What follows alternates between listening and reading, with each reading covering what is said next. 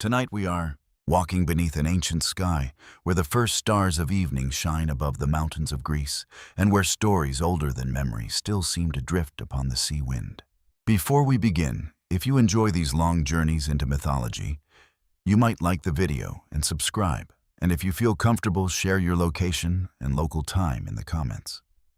It is always fascinating to see where in the world fellow travelers are listening beneath the same night sky. Now, as darkness settles softly around you, imagine yourself standing upon a rocky hillside overlooking the Aegean Sea. The scent of wild thyme rises from the earth. Olive trees whisper quietly in the breeze. Far below, moonlight glimmers across gentle waves that strike distant harbor walls. Everything feels peaceful. Yet hidden beneath that peaceful world lies a forgotten age of struggle, an age before the Olympian gods, an age before Zeus ruled the heavens, an age when older powers held the cosmos in their grasp. And tonight you will walk into that vanished world. You begin your journey along a narrow path winding through silver-lit hills. Above you stretches a sky crowded with stars. Ancient Greeks often looked upward and believed the heavens were alive with divine purpose. Every constellation carried a story. Every storm possessed a will. Every mountain concealed mysteries beneath its slopes. As you continue walking, the landscape slowly changes. The familiar world begins to fade. The boundary between mortal memory and divine myth grows thin. Ahead stands a sacred grove of cypress trees. Their dark shapes rise like silent guardians against the horizon. Moonlight filters through their branches and paints shifting patterns across the ground. In the center of the grove burns a small sacred fire. Its flames crackle gently. The scent of cedar smoke drifts through the cool air. You approach the fire and settle beside it, listening to the distant sound of waves and wind. It is here that the oldest stories begin. The Greeks believed that before the world took shape, before mountains rose from the earth or seas filled their basins, there existed only chaos. Not chaos in the modern sense of confusion, something far stranger, a vast emptiness, an endless void, a place without skyland or time. Even ancient poets struggled to describe it. Some researchers believe the earliest storytellers imagined chaos as an immeasurable gap separating existence from non-existence. Others suggest it represented the unknowable mystery that stood at the beginning of all things. No one can know exactly how those first listeners imagined it. That uncertainty remains part of its power. From that mysterious beginning came Gaia, the earth herself. She emerged as living ground beneath all creation. The mountains belonged to her. The forests belonged to her. Every field, valley, and stone carried her presence. As you sit beside the sacred fire, you can almost feel her beneath your feet. Ancient, patient, enduring. Yet Gaia's story would not remain peaceful, because from her came Uranus the sky. Together they shaped the first generation of divine beings, and among their children were the mighty Titans. The Titans would become rulers of the cosmos long before Zeus was born. They were immense powers, associated with natural forces, celestial movements, memory, wisdom, and time itself. Their names echoed through countless generations: Oceanus, Hyperion, Themis, Mnemosyne, and among them stood one Titan whose destiny would change everything: Cronus. Even now, sitting beside the fire, you may notice a feeling of quiet anticipation. The Greeks often understood destiny as something already moving beneath the surface of events, a river flowing unseen, the future approaching long before anyone recognized its arrival. And perhaps that is why so many myths contain warnings, dreams, prophecies, signs. Tonight's story begins with one such warning. Long before Zeus entered the world, a shadow had already fallen across the future. Uranus feared his own children. Some traditions claim he imprisoned several of them deep within Gaia. Others tell slightly different versions. Historians continue to debate how these ancient stories evolved across different regions of Greece. Yet nearly every version shares the same emotional truth.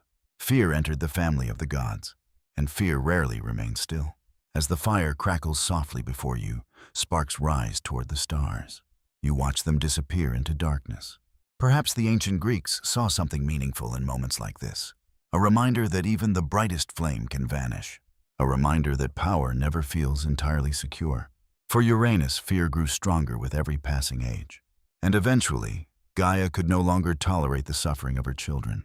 The earth herself began seeking change, seeking justice, seeking someone willing to challenge the ruler of the sky. Among the Titans, only Cronus answered her call. At first, his decision may seem heroic, a son standing against a tyrannical father, a younger generation seeking freedom. But myths often hide deeper layers beneath simple appearances, because every act of rebellion creates new possibilities and new dangers. The same courage that topples a ruler can later become ambition. The same fear that corrupts one king can someday corrupt another. The Greeks understood this pattern well. Their myths repeatedly return to the fragile nature of authority. No throne remains entirely safe. No victory remains permanent. No ruler escapes fate forever. A cool wind moves through the cypress grove. The sacred fire bends and sways. Somewhere beyond the trees, an owl calls into the night. You listen, and for a moment everything grows still. Then in the distance, clouds gather above the dark horizon. Only a few, barely visible. Yet something about them feels significant, like the first sign of a future storm. Ancient storytellers loved such images, a small omen appearing long before its meaning becomes clear. And this distant gathering of clouds seems to carry a silent promise. A child has not yet been born. A war has not yet begun. The heavens still belong to older powers, yet destiny is already moving. The stars know it. The sea knows it. The mountains know it. Somewhere beyond sight, the story of Zeus has already begun. And soon the first great throne of the cosmos will tremble. The clouds remain far away on the horizon. You continue watching them from beside the sacred fire while the night deepens around the grove. The stars seem brighter now. The air feels cooler against your skin. Somewhere beyond the hills, waves roll steadily toward unseen shores. The world appears calm, yet beneath that calm surface, ancient forces are already beginning to move. To understand the rise of Zeus, you must first travel deeper into the age before his birth. You must step into a time when the Olympian gods did not exist, when the familiar order of the cosmos had not yet taken shape. The fire flickers, the grove fades, and slowly the world around you changes. You find yourself standing upon a vast plain beneath a sky untouched by human memory. There are no temples here, no cities, no ships crossing the sea, only the earliest powers of existence. Ancient poets imagined these beginnings in different ways. Some describe them through song, others through sacred storytelling passed from generation to generation. Even today, historians continue to debate how these myths developed across different regions of Greece. Yet certain images remained remarkably consistent. First came chaos, then Gaia. Then other primordial beings followed. Night emerged, darkness emerged. Love itself appeared as a force capable of bringing creation into being. To the Greeks, these were not abstract concepts. They were living powers woven into reality itself. As you walk across the immense landscape, you feel that ancient reality surrounding you. The ground beneath your feet seems alive. The air carries a strange stillness. Everything feels unfinished, as though creation is still learning what it wishes to become. Above rises Uranus, the sky, not merely a blue expanse overhead, but a divine presence stretching endlessly across the heavens. Ancient listeners may have imagined him arching over the world, embracing Gaia beneath his vast celestial form. Together they produced countless children. Among them were the Titans, the first great rulers, the first divine dynasty. Their arrival transformed the cosmos. Unlike the primal forces that came before them, the Titans possessed personalities, ambitions, rivalries, and desires. They felt closer to the gods who would later dominate Greek mythology. You begin to encounter them one by one. Oceanus associated with the vast waters encircling the world. Hyperion linked to heavenly light. Themis guardian of divine order. Mnemosyne keeper of memory. Each Titan represented something larger than themselves. The Greeks often used such figures to explain the structure of existence. Through mythology, they gave names and stories to forces shaping everyday life. Memory became a goddess. Justice became a goddess. The sea became a god. The sky became a god. In doing so, the world felt alive and meaningful. Yet among all the Titans, one figure slowly begins to draw your attention. Cronus. Even now, before his rise, he remains difficult to understand completely. Some ancient traditions portray him as ambitious. Others emphasize desperation. Another interpretation suggests he acted primarily out of loyalty to Gaia. The truth shifts depending upon the storyteller, and perhaps that uncertainty is intentional. For myths often preserve complexity rather than certainty. You continue walking across the ancient world. Mountain ranges rise in the distance. Great rivers carve paths through untouched valleys. Mist drifts through forests where no human foot has ever stepped. Everything feels immense. Everything feels young. Yet beneath the beauty lies growing tension. Gaia suffers. According to many traditions, Uranus fears several of his own children. The fear that appeared briefly in the previous generation now deepens into something darker. Fear becomes control. Control becomes cruelty, and cruelty creates consequences. The Greeks repeatedly return to this lesson. Power rooted in fear eventually weakens itself. As you move through the myth, you begin to sense Gaia's frustration. The earth groans beneath hidden burdens. Her children remain trapped. Her patience slowly erodes. The sea winds carry whispers. The mountains seem to wait. Even nature itself appears restless. One evening, beneath a sky glowing with crimson sunset, Gaia gathers her Titan children. You imagine the scene. The scent of wild earth fills the air. Shadows stretch across the hills. The first stars begin appearing overhead. Gaia speaks, not with anger alone, with sorrow, with determination. She asks who among her children will stand against Uranus. Who will challenge the ruler of the heavens? Who will risk everything? Silence follows. The request is terrifying. Uranus remains powerful beyond measure. Defying him could bring destruction. Most hesitate. Most lower their eyes. Only Cronus steps forward. The decision changes history. Yet even in this moment of courage, an omen appears. Ancient traditions sometimes describe divine signs accompanying great turning points. A strange wind, a darkening sky, the sudden cry of a bird. The exact details vary, but the message remains the same. Destiny is watching. You notice something similar now. Far above, a shooting star crosses the heavens. Brief, silent, gone almost immediately. Would ancient listeners have viewed it as a sign? Perhaps. Or perhaps they would have wondered whether fate had already chosen its path long before anyone recognized it. That question remains unanswered, and it will linger throughout the story. Cronus accepts Gaia's plan. A weapon is prepared. The confrontation approaches. Yet as the future unfolds before you, another mystery quietly emerges. Did Cronus fully understand what would follow? Did he imagine freedom, justice, power, or all three at once? Scholars remain divided. The myths themselves offer no single answer. Like many legendary figures, Cronus stands between hero and tyrant. His choices cannot be reduced to one simple motive. That complexity makes him memorable and tragic. Night deepens over the ancient landscape. Stars spread across the heavens in vast numbers. The scent of pine and distant rain drifts through the air. You stand upon a hillside overlooking the sleeping world. Below, rivers shimmer beneath moonlight. Above, constellations wheel silently through the sky. Everything appears peaceful. Yet tomorrow, the first great rebellion of creation will begin. A son will rise against his father. The heavens will be challenged. And a pattern that echoes through generations of gods will reveal itself for the very first time. The distant clouds you noticed earlier have moved closer now. Thunder murmurs beyond the horizon, very faint, almost impossible to hear, but it is there. And though Zeus has not yet been born, the storm that will someday belong to him is already gathering. The distant thunder lingers beyond the horizon. You stand beneath the ancient stars, watching clouds drift across the face of the moon. The world still belongs to the first rulers. Gaia waits. Uranus reigns above. And Cronus stands at the edge of a decision that cannot be undone. The air feels heavy with expectation. Ancient Greek audiences would have known this feeling well. Many myths begin long before the decisive moment arrives. Fate approaches slowly, like a ship appearing on a distant horizon.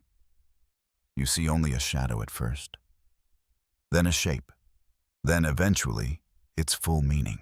Tonight you stand in that moment of approach. Cronus has agreed to challenge his father. The youngest of the great Titans now carries the hopes of Gaia and the grievances of those who have suffered beneath Uranus's rule. Yet courage and fear often travel together. As darkness settles across the primordial world, You imagine Cronus walking alone through a silent valley. Mist hangs between ancient hills. The scent of damp earth rises from the ground. Above him, countless stars shine with indifferent beauty. No one knows exactly what thoughts filled his mind. Some ancient traditions emphasize his determination. Others suggest uncertainty. After all, he is preparing to overthrow the ruler of the heavens. Even a titan might hesitate before such a task. The wind moves softly through towering forests. Streams murmur through moonlit ravines. Nature itself seems to hold its breath. Then the moment arrives. Gaia provides the weapon. In many surviving versions, it is a sickle forged from adamant, a substance associated with divine strength and permanence. The image remained powerful for centuries. A curved blade, a hidden sun, a father descending from the sky. Ancient listeners would have recognized profound symbolism here. The weapon itself represented separation, an ending, a breaking of old bonds. Creation was preparing to change its shape. You picture the scene unfolding beneath the stars. Uranus descends to Gaia, as he always has. Confident, unchallenged, certain of his authority, Cronus waits in concealment. The night grows still. Even the sea winds seem to pause. Then suddenly action. The confrontation happens quickly. The old order fractures. The ruler of the heavens falls, and the cosmos enters a new age. Ancient poets describe this event with powerful imagery. Yet beneath the dramatic details lies a deeper emotional truth. The son succeeds. The father is defeated. The impossible becomes reality. A prophecy begins to take shape. But victory carries a price. As Uranus withdraws wounded and overthrown, he speaks words that echo across generations. A curse, a warning, a prediction.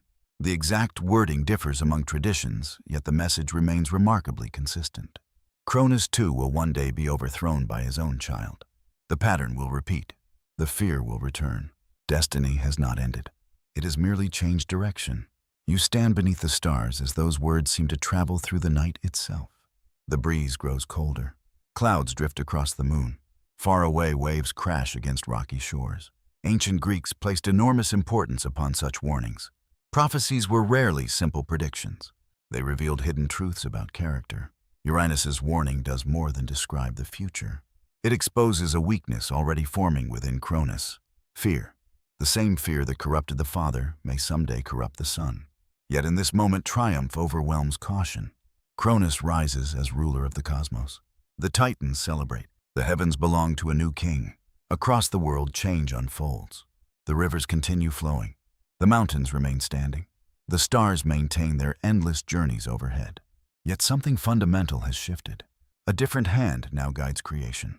You travel through this transformed age. The landscapes feel vibrant. Golden sunlight spills across valleys. Seabirds circle above bright coastlines. Forests stretch across untouched hills. At first, the reign of Cronus appears almost peaceful. Some later traditions even associated his rule with a kind of golden age, a distant memory of abundance and order. Historians continue debating how these traditions developed. Perhaps ancient communities looked backward and imagined an earlier era of harmony. Or perhaps different local stories gradually merged over centuries. The mystery remains unresolved. But myths often preserve multiple truths at once. The reign of Cronus contains both prosperity and danger. For although he has escaped his father's domination, he cannot escape his father's prophecy. That warning follows him, invisible, persistent, waiting. You begin to notice subtle changes.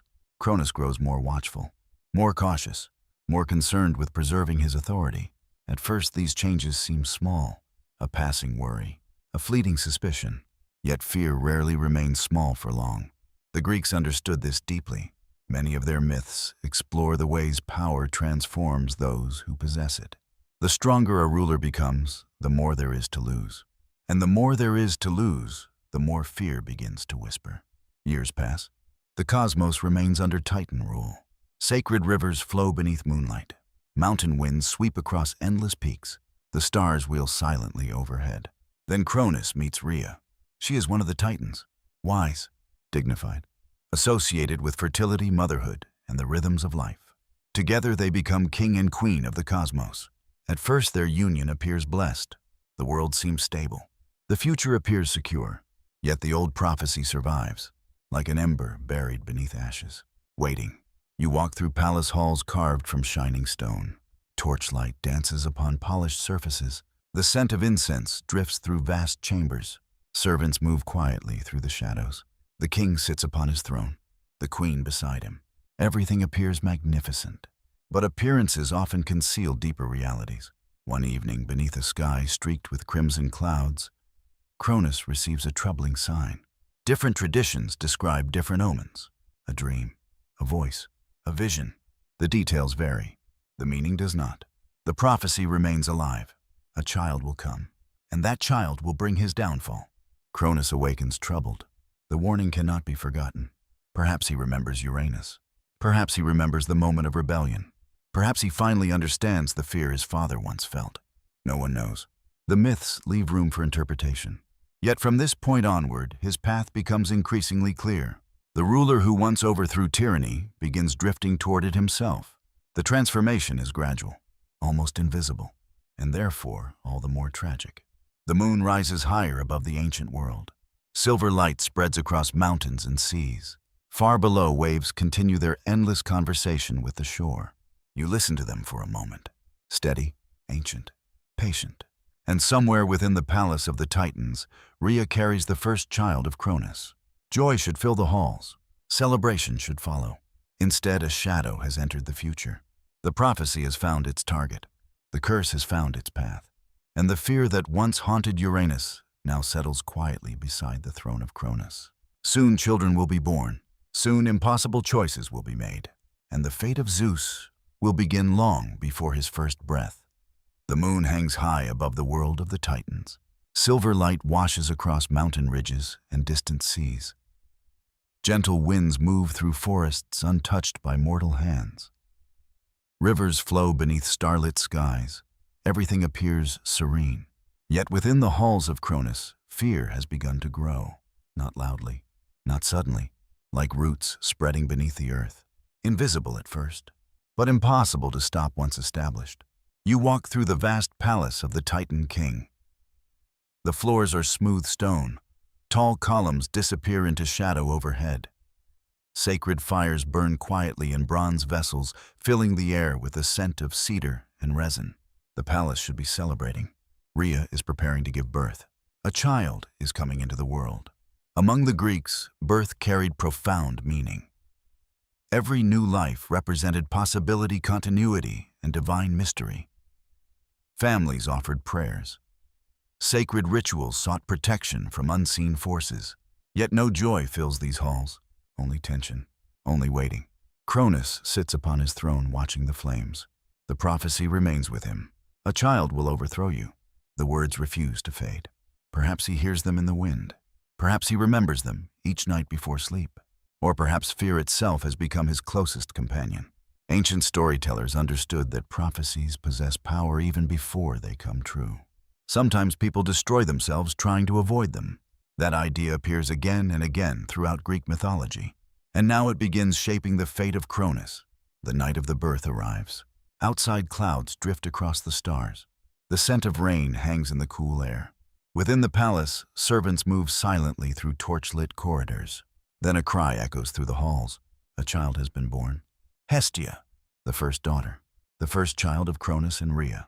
You imagine the moment, a newborn resting in her mother's arms, the warmth of firelight upon her face, the promise of an entire future waiting ahead. For a brief moment, everything feels peaceful. Then Cronus enters. The atmosphere changes immediately. The sacred fires flicker. The shadows seem longer. Even the air feels colder. Rhea looks toward her husband. Perhaps she hopes the prophecy was wrong.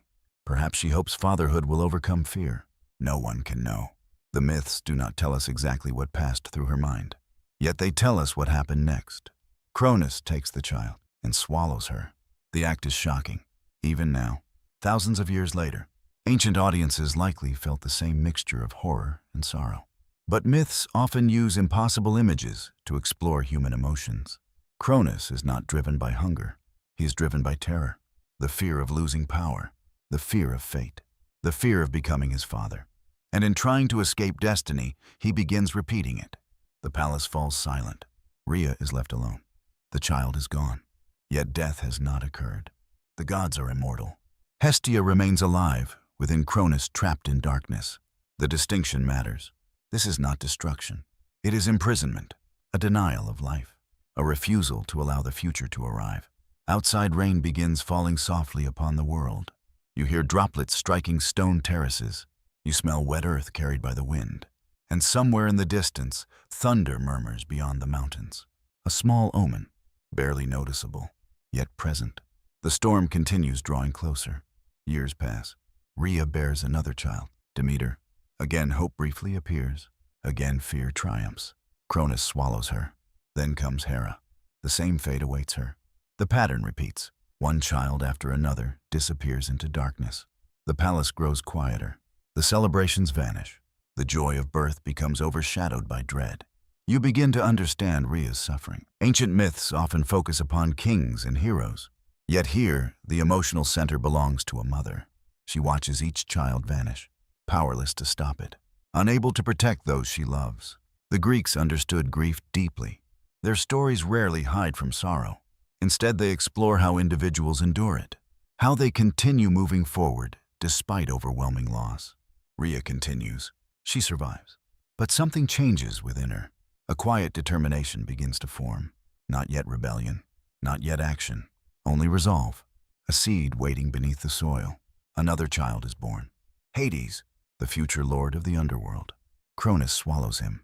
Then Poseidon, the future ruler of the seas. He too disappears into darkness. The prophecy continues shaping every decision, and each attempt to prevent fate only strengthens its approach. The irony would not have been lost on Greek audiences.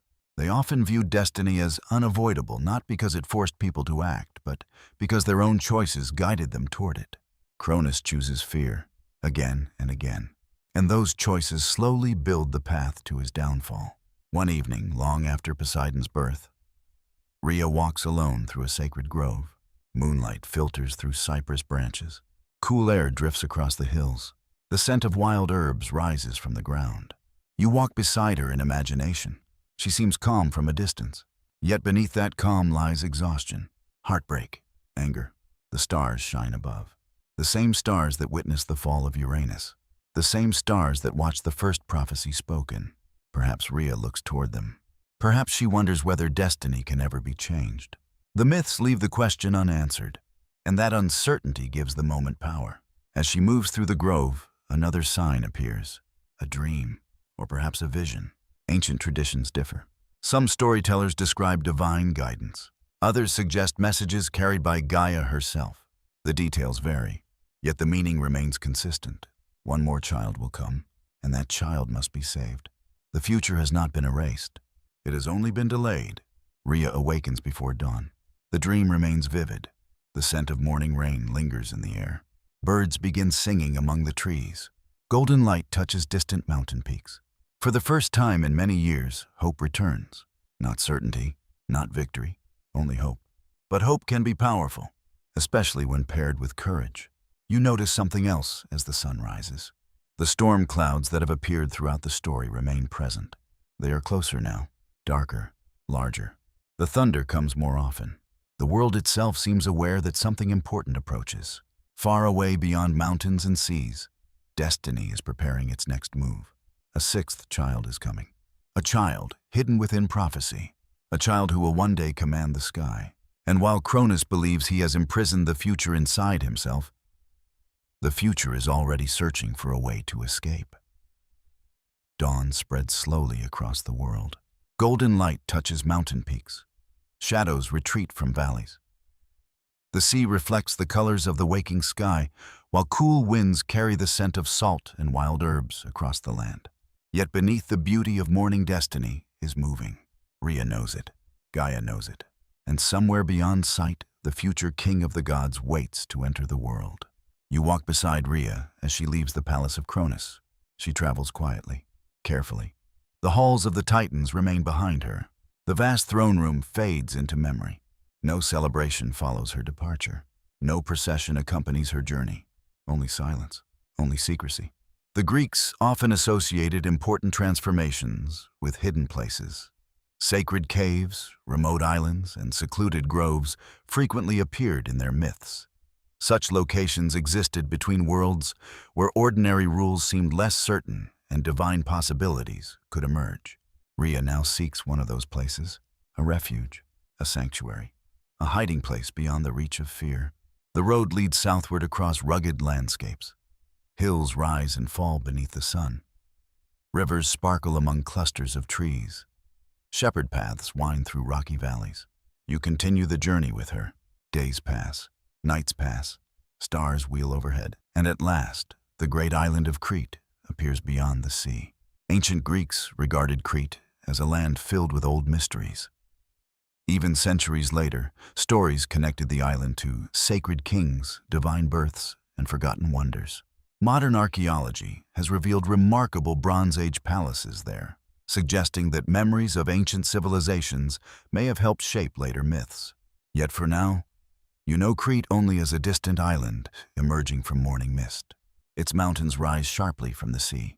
White cliffs shine beneath sunlight. Hidden caves wait among forested slopes. The island feels ancient, protective, almost alive. Rhea lands upon its shores and begins climbing into the mountains. The path becomes steeper. Pine trees cover the hillsides. The scent of resin fills the air.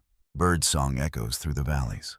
Far below, waves strike rocky coastlines in steady rhythms. The world feels peaceful here, far removed from the fears of Cronus, far removed from the palace where 5 children remain imprisoned in darkness. Yet even here uncertainty lingers. Will hiding truly be enough? Can destiny be protective, or does fate follow its own path, regardless of human effort? Ancient storytellers offered no simple answers. The questions remain. At last, Rhea reaches a sacred cave, hidden within the mountains. Many traditions identify different caves as the birthplace of Zeus. Some point toward one mountain, others toward another. Historians continue debating which locations inspired the stories. But perhaps the precise cave matters less than what it represents. A hidden beginning. A place beyond the reach of tyranny, a sanctuary where hope survives. You enter the cave. The air feels cool against your skin. Water drips softly from stone ceilings. Shadows dance along the walls. Outside, sunlight brightens the mountainside. Inside, stillness reigns. It is here that Zeus is born, not within a palace, not upon a throne, but in concealment, in simplicity, in silence. The moment arrives gently. A newborn cry echoes through the cave. The sound seems small, fragile, yet it carries extraordinary significance. This child will challenge the Titans. This child will reshape the cosmos. This child will become Lord of Thunder and Sky. For now, however, he is only an infant resting in his mother's arms. The contrast feels important. Greek myths often remind listeners that greatness begins in vulnerability. Heroes start as children. Kings begin as infants. Even gods experience beginnings. Rhea looks down at her son. Perhaps relief fills her heart. Perhaps fear remains. Most likely both. Outside the cave, another sign appears. A great eagle circles above the mountains. Its wings catch the sunlight. Ancient Greeks frequently viewed birds as messengers of divine meaning. Whether this eagle served as an omen in the earliest versions of the myth remains uncertain. Yet later traditions often connected Zeus with the eagle. And so the image lingers. A silent guardian watching from above, a promise hidden within the sky. But danger remains close. Cronus still expects his child. The deception must be completed.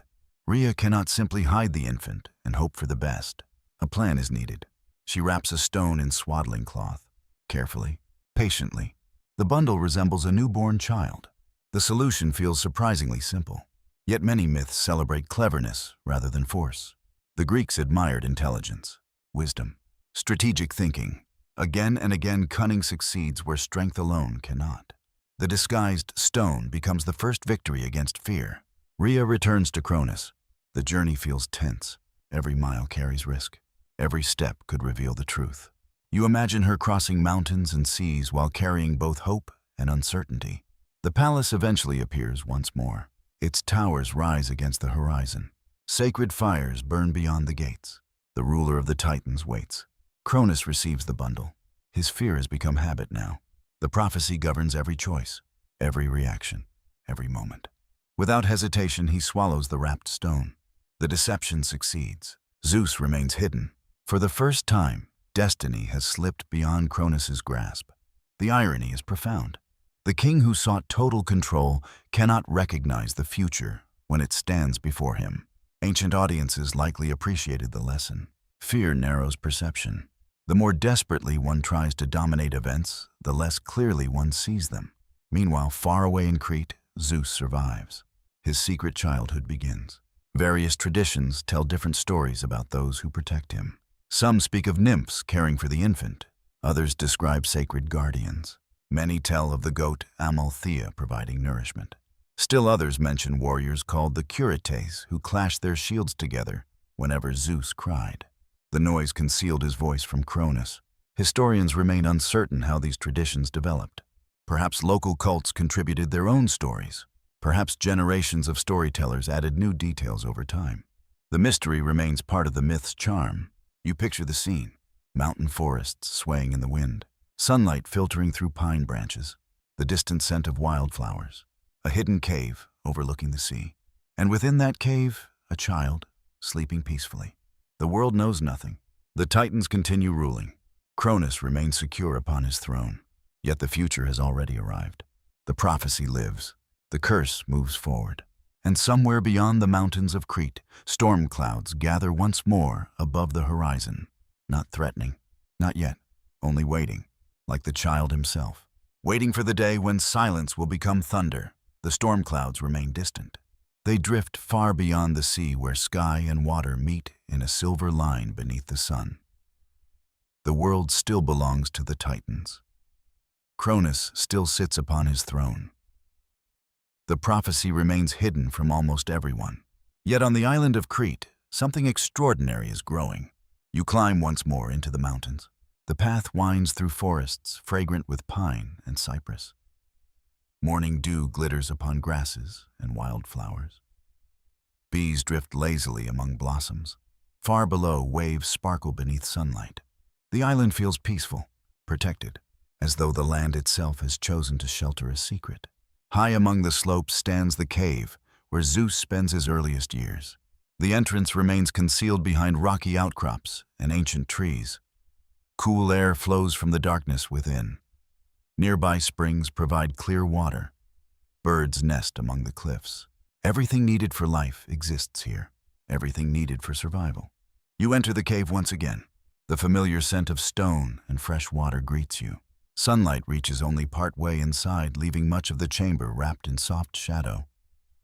Water drips rhythmically from the ceiling. The sound echoes gently through the darkness. And there, beneath the protection of the mountain, the child grows. Ancient traditions describe various divine caretakers watching over him. The nymphs Adrastea and Ida appear in some stories. Other traditions emphasize different guardians. The details change depending upon the storyteller. Yet all versions agree upon one essential truth. Zeus survives because others choose to protect him. The future king does not grow alone. This idea carried significance in Greek storytelling. Even the greatest figures often depend upon loyalty, friendship, and guidance during their earliest years. Strength rarely emerges without support. As seasons pass, Zeus changes. The infant becomes a child. The child becomes a youth. You watch the transformation unfold against the backdrop of the Cretan mountains. Spring brings wildflowers across the hillsides. Summer fills the valleys with warmth and golden light. Autumn paints the forests in deeper colors. Winter covers the highest peaks with snow. Year follows year. The hidden prince of the cosmos continues growing. The Greeks often imagined divine beings maturing more quickly than mortals. Yet even within myth, development remains important. Zeus is not born as a finished ruler. He must learn, observe, experience, become. One evening you stand outside the cave as twilight settles across the mountains. The sea reflects shades of purple and gold. Cool winds drift inland from the coast. The scent of herbs rises from sun-warmed rocks. Young Zeus sits upon a cliff overlooking the horizon. The scene feels quiet, reflective, almost ordinary. Yet there is something unusual about him. A presence difficult to describe. Some future greatness already seems visible. Ancient listeners may have imagined similar moments. A hidden destiny revealing itself through subtle signs. Not certainty, not power, only possibility. As darkness falls, the first stars appear. Zeus gazes upward. The sky stretches endlessly above him. Constellations shimmer against the deepening blue. And somewhere among those stars lies the future throne he does not yet possess. Perhaps he senses it, perhaps not. The myths remain silent, and that silence invites imagination. Another mystery lingers as well. When did Zeus first learn the truth? When did he discover that Cronus was his father? When did he understand the fate of his imprisoned brothers and sisters? Ancient sources offer different interpretations. Some suggest gradual revelation. Others imply sudden discovery. No definitive answer survives. The uncertainty gives the story depth, for knowledge itself can be transformative, especially when it concerns family, especially when it concerns destiny. One night, a remarkable dream comes to Zeus. At least some traditions suggest such dreams occurred during his youth. The exact details vary across retellings, yet dreams often play important roles in Greek mythology. They function as messages, warnings, windows into hidden realities. You imagine Zeus sleeping within the cave. Moonlight filters through the entrance. The mountain winds have grown quiet. The only sounds come from dripping water and distant waves. Then the dream arrives. He sees a vast tree rising from the earth. Its roots reach into darkness. Its branches stretch across the heavens. Storm clouds gather among its leaves. Lightning flickers within the trunk. Then suddenly the tree splits, not from weakness, from transformation. New growth emerges, brighter, stronger, reaching toward the stars. When Zeus awakens, dawn is approaching. The dream remains vivid. The meaning remains unclear. Ancient Greeks often valued such ambiguity. A prophecy rarely explains itself completely. Its significance unfolds gradually through future events. The dream becomes one more sign, one more thread in the tapestry of fate. Years continue passing. Zeus grows taller, stronger, wiser. The mountains become his teachers. He learns from changing seasons, from storms crossing the sea, from the rhythms of nature surrounding him. You accompany him through these quiet years. Together you walk forest paths beneath moonlit skies. You listen to wind moving through pine branches. You watch distant lightning illuminate clouds beyond the horizon. Again and again storms draw your attention. The imagery feels increasingly meaningful, for while Zeus does not yet command thunder, thunder seems drawn toward him. Ancient audiences would have recognized the symbolism immediately. Nature often reveals future identities before characters themselves fully understand them. The sea hints at Poseidon. Darkness hints at Hades. Storms hint at Zeus. The world whispers truths before history confirms them. One afternoon, a violent storm finally reaches Crete. Clouds gather over the mountains. Rain lashes the cliffs. Thunder shakes the valleys. Lightning flashes across the sky. Most seek shelter. Yet Zeus stands at the cave entrance watching. Not afraid. Curious. The storm fascinates him. Each flash seems familiar. Each thunderclap seems strangely welcoming. A feeling stirs within him. Difficult to explain, impossible to ignore. The Greeks might have described it as recognition, a hidden connection between the young god and the force that would someday become his symbol. When the storm passes, silence returns. The air smells fresh and clean. Mist drifts among the peaks. Sunlight breaks through scattered clouds. And in that peaceful aftermath, another realization begins forming. Zeus has survived. He has grown. The deception succeeded. But survival alone cannot fulfill prophecy. The imprisoned gods remain trapped. Cronus remains king. The old order still governs the cosmos. Sooner or later action will be required. Sooner or later the hidden child must leave the mountain. The cave that protected him cannot shelter him forever. As evening settles across Crete, an eagle appears once more above the cliffs. It circles slowly through the fading light, watching, waiting. Below the sea glows beneath the first stars of night. And somewhere within the heart of Zeus, a question has begun to awaken. If the world beyond these mountains belongs to Cronus, why does it feel as though it should belong to someone else? The answer remains distant, but not for much longer. The eagle disappears into the darkening sky. You remain upon the mountains of Crete as twilight deepens around the hidden cave. The sea below has become a field of silver beneath the moon.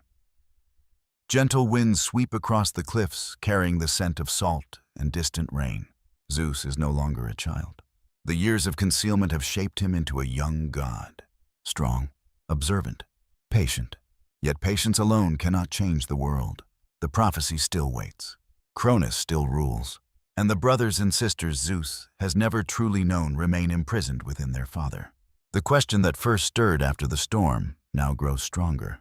What must be done? Ancient myths often reach a moment when destiny begins demanding action. The signs have appeared. The warnings have accumulated. The future can no longer remain hidden. You sense that moment approaching now. One evening, beneath a sky crowded with stars, Zeus climbs to a high ridge overlooking the sea. The moon hangs above the horizon. Waves shimmer far below. Cool air moves across the mountain grass. He sits alone, thinking. The Greeks valued contemplation more than modern retelling sometimes suggest. Wisdom was not simply knowledge. It involved judgment, restraint, and understanding consequences. A ruler required more than strength, and Zeus is beginning to learn that lesson. As he gazes across the night landscape, another figure approaches. Metis. Her name carried profound significance in Greek thought. Metis represented wisdom, cunning intelligence, careful planning, and strategic insight. Not brute force, not reckless courage. Something subtler, something often more powerful. Ancient audiences would have immediately recognized the importance of her arrival. The future king of the gods is about to meet wisdom itself. The encounter feels almost dreamlike. Moonlight glows across the hillside. The stars seem unusually bright. The wind grows still. You watch as Metis joins Zeus beside the ridge. Some traditions describe her as a titaness. Others emphasize her role as an ancient divine power associated with intelligence and foresight. The exact details matter less than the role she plays. She sees possibilities others overlook.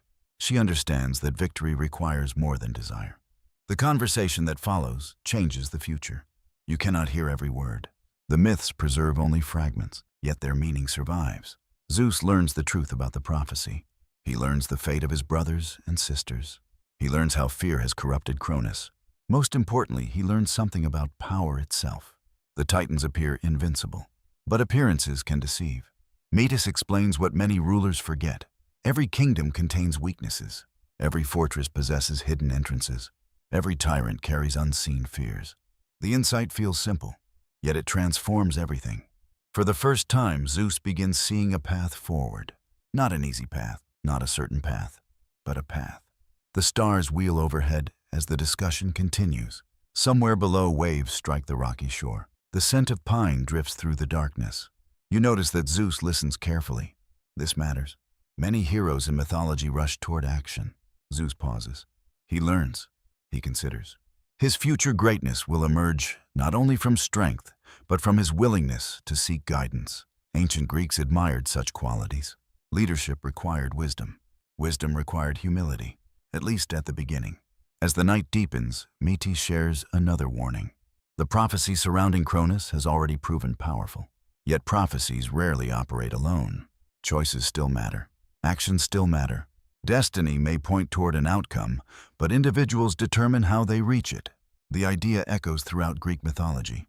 Fate and free will exist together. Neither fully erases the other. Zeus must choose, and the choices ahead will define him.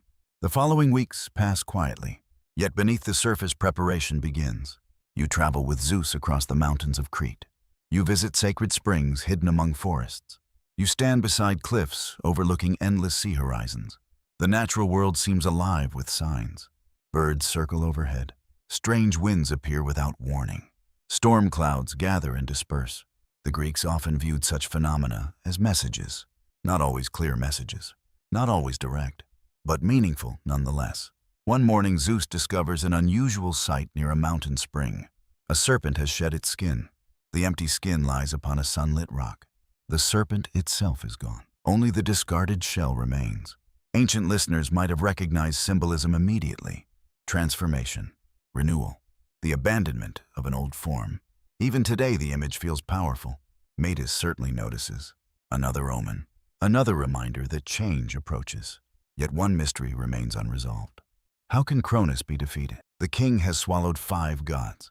He rules the cosmos. The Titans remain loyal to him. Open rebellion seems impossible.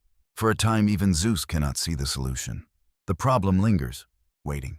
Then, according to the most famous tradition, Metis provides an answer. Not a weapon, not an army, a potion. The idea seems almost surprisingly small.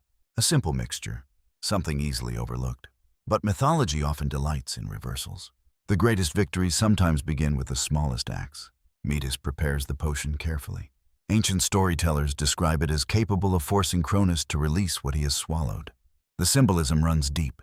For years, Cronus has tried to imprison the future inside himself. Now that future seeks escape, the potion becomes more than a tool. It becomes a correction, a restoration of balance. You watch as Metis gathers ingredients beneath moonlit skies. Her movements appear deliberate, patient, certain. The scent of herbs fills the air.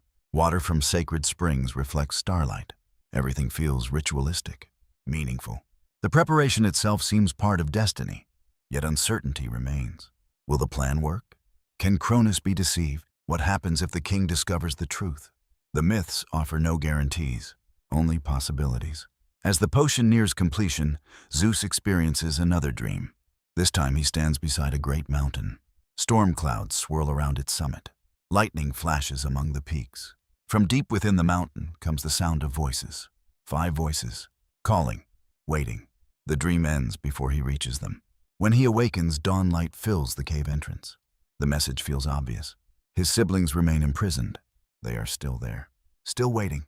The dream becomes both encouragement and burden. Success now matters more than ever. Failure would condemn them to endless darkness. Days later, preparations are complete. The potion waits. The plan exists. The hidden years are ending. You stand with Zeus upon a cliff, overlooking the sea one final time. The winds are stronger today. Clouds gather far beyond the horizon. The same storm imagery that has followed him since childhood returns once more. Only now it feels different. Closer, more immediate. The waiting period has ended. Soon Zeus must leave Crete. Soon he must enter the world ruled by Cronus.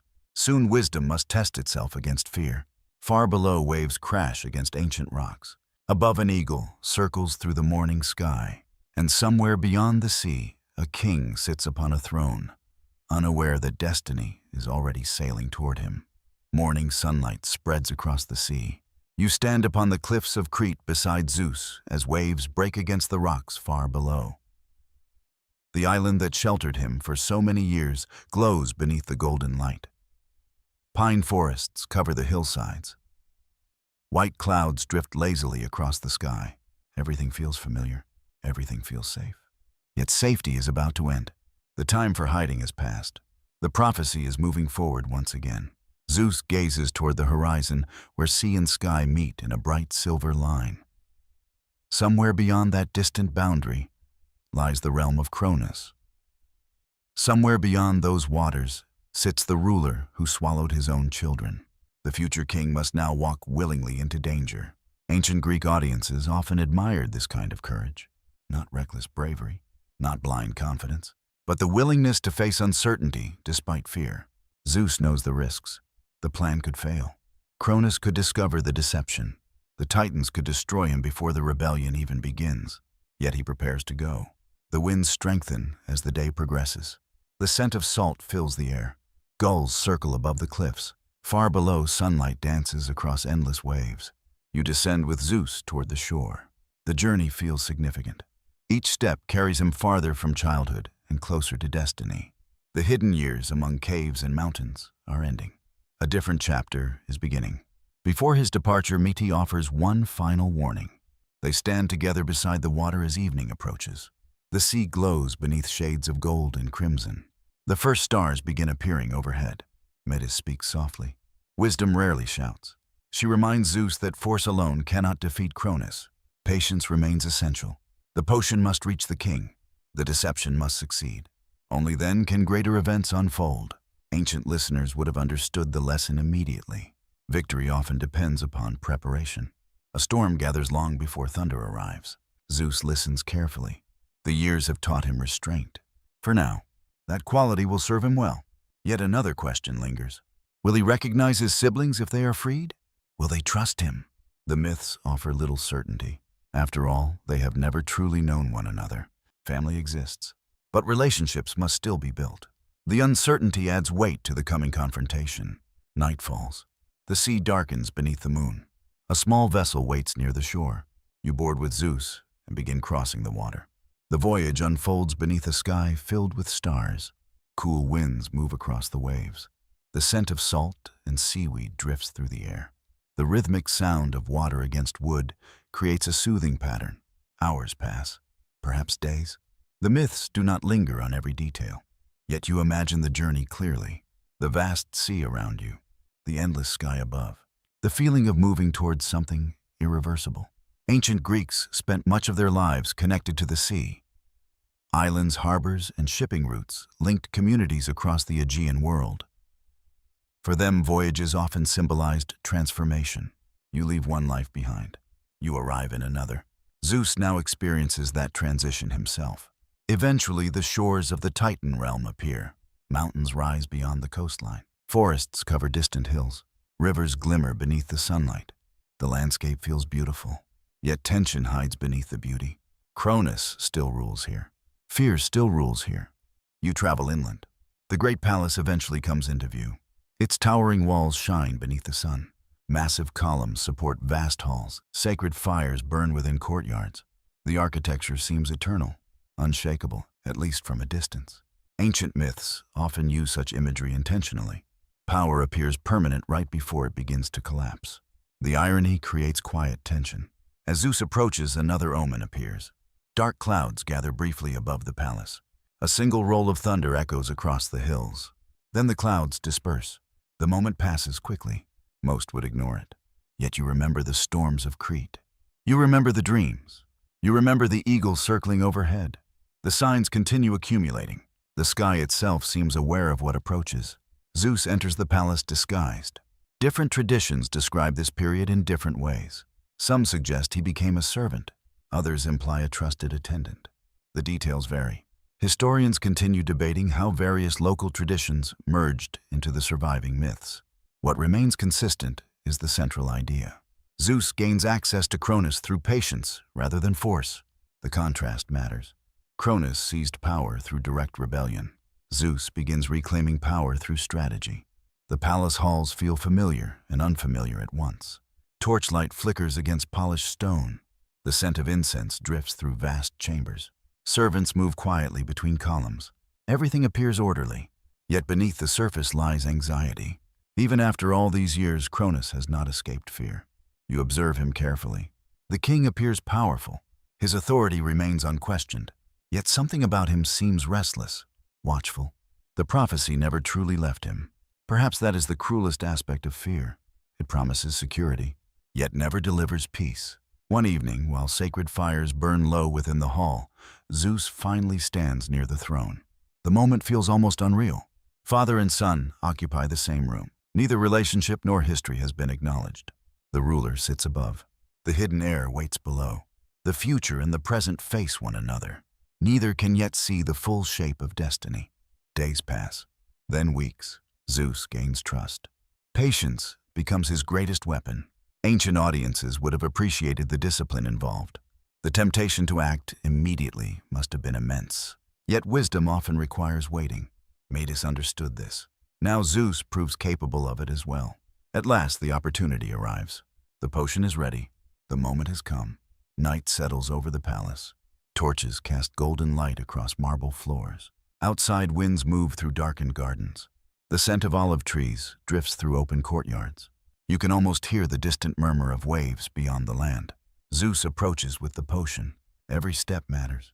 Every breath feels significant. The future hangs upon a single action. Cronus accepts the drink. Perhaps he suspects nothing. Perhaps confidence blinds him. Perhaps fear has made him careless. The myths leave room for interpretation. The king drinks. Silence follows. The sacred fires crackle softly. The palace remains calm. For a moment, nothing happens. Then everything changes. A deep sound echoes through the hall. Cronus rises abruptly. The prophecy begins unfolding before his eyes. The darkness he forced upon others can no longer remain contained. The imprisoned future is about to return, and somewhere beyond the palace walls, thunder rolls across the distant horizon. Not loud, not yet, but closer than ever before. The thunder fades into the distance. For a brief moment, silence settles over the palace. The sacred fires continue burning. The torches still flicker against stone walls. Outside, the night remains calm. Yet, within the great hall of Cronus, the old order has begun to break apart. You stand among towering columns as the king rises from his throne. Something is wrong. The potion is working. The fear that shaped his life is finally losing its grip. Cronus staggers. The rulers and attendants gathered within the hall watch in confusion. No one yet understands what is happening. No one can see the full meaning of this moment. But destiny can. The prophecy spoken long ago by Uranus has reached another turning point. The future can no longer remain hidden. Then one by one the imprisoned children emerge. Ancient storytellers describe the event in different ways. Some emphasize the miraculous nature of the release. Others focused upon the symbolic reversal taking place. What matters is not the exact image. What matters is the restoration. The future returns to the world. The first to emerge is Hestia. She steps from darkness into torchlight. The years of imprisonment have not aged her. The gods remain immortal. Yet something deeper has changed. She has known confinement, silence, waiting. Ancient Greek audiences often associated Hestia with the hearth, the sacred fire at the center of home and community. There is something fitting about her return occurring beside the palace flames. The fire that warms a household has survived years of darkness. Soon Demeter follows, then Hera, then Hades, then Poseidon. 5 divine beings return to the world they were denied. You watch them emerge into the hall where fear once ruled. The scene feels almost dreamlike. The sacred fires cast warm light across their faces. The scent of incense lingers in the air. Outside, moonlight shines upon palace courtyards. Inside, history changes. Yet this is not merely a reunion. It is an awakening. The gods who emerge are not children. They are powerful beings, carrying years of silent existence within them, and each responds differently. Demeter gazes at the world with profound wonder. Fields, forests, rivers, and growing things will one day become closely associated with her. Even now she seems drawn toward life itself. Hestia remains calm, steady, like a flame protected from the wind. Hera studies her surroundings carefully. There is intelligence in her eyes. Pride as well. The future queen of Olympus is already becoming visible. Then there is Poseidon. The moment he returns, something about him feels restless. The sea often appears calm on the surface, while powerful currents move beneath. Poseidon carries a similar energy, strength waiting for release, motion waiting for direction, and finally Hades, perhaps the most mysterious of them all. Many modern interpretations misunderstand him. The Greeks did not always view Hades as evil. He represented inevitability, the unseen realm awaiting every mortal life. As he emerges into the torchlight, there is a quiet seriousness about him, a depth difficult to define, a stillness that feels older than the moment itself. The 5 siblings stand together. For the first time, they share the same space, the same air, the same freedom. Yet one question remains: what happens next? Ancient myths rarely focus upon practical details, but emotional truths remain important. These gods have never truly known one another. They share blood, they share fate. But relationships must still be formed. Trust must still be earned. You watch as their attention gradually turns toward Zeus, the young god who made this moment possible.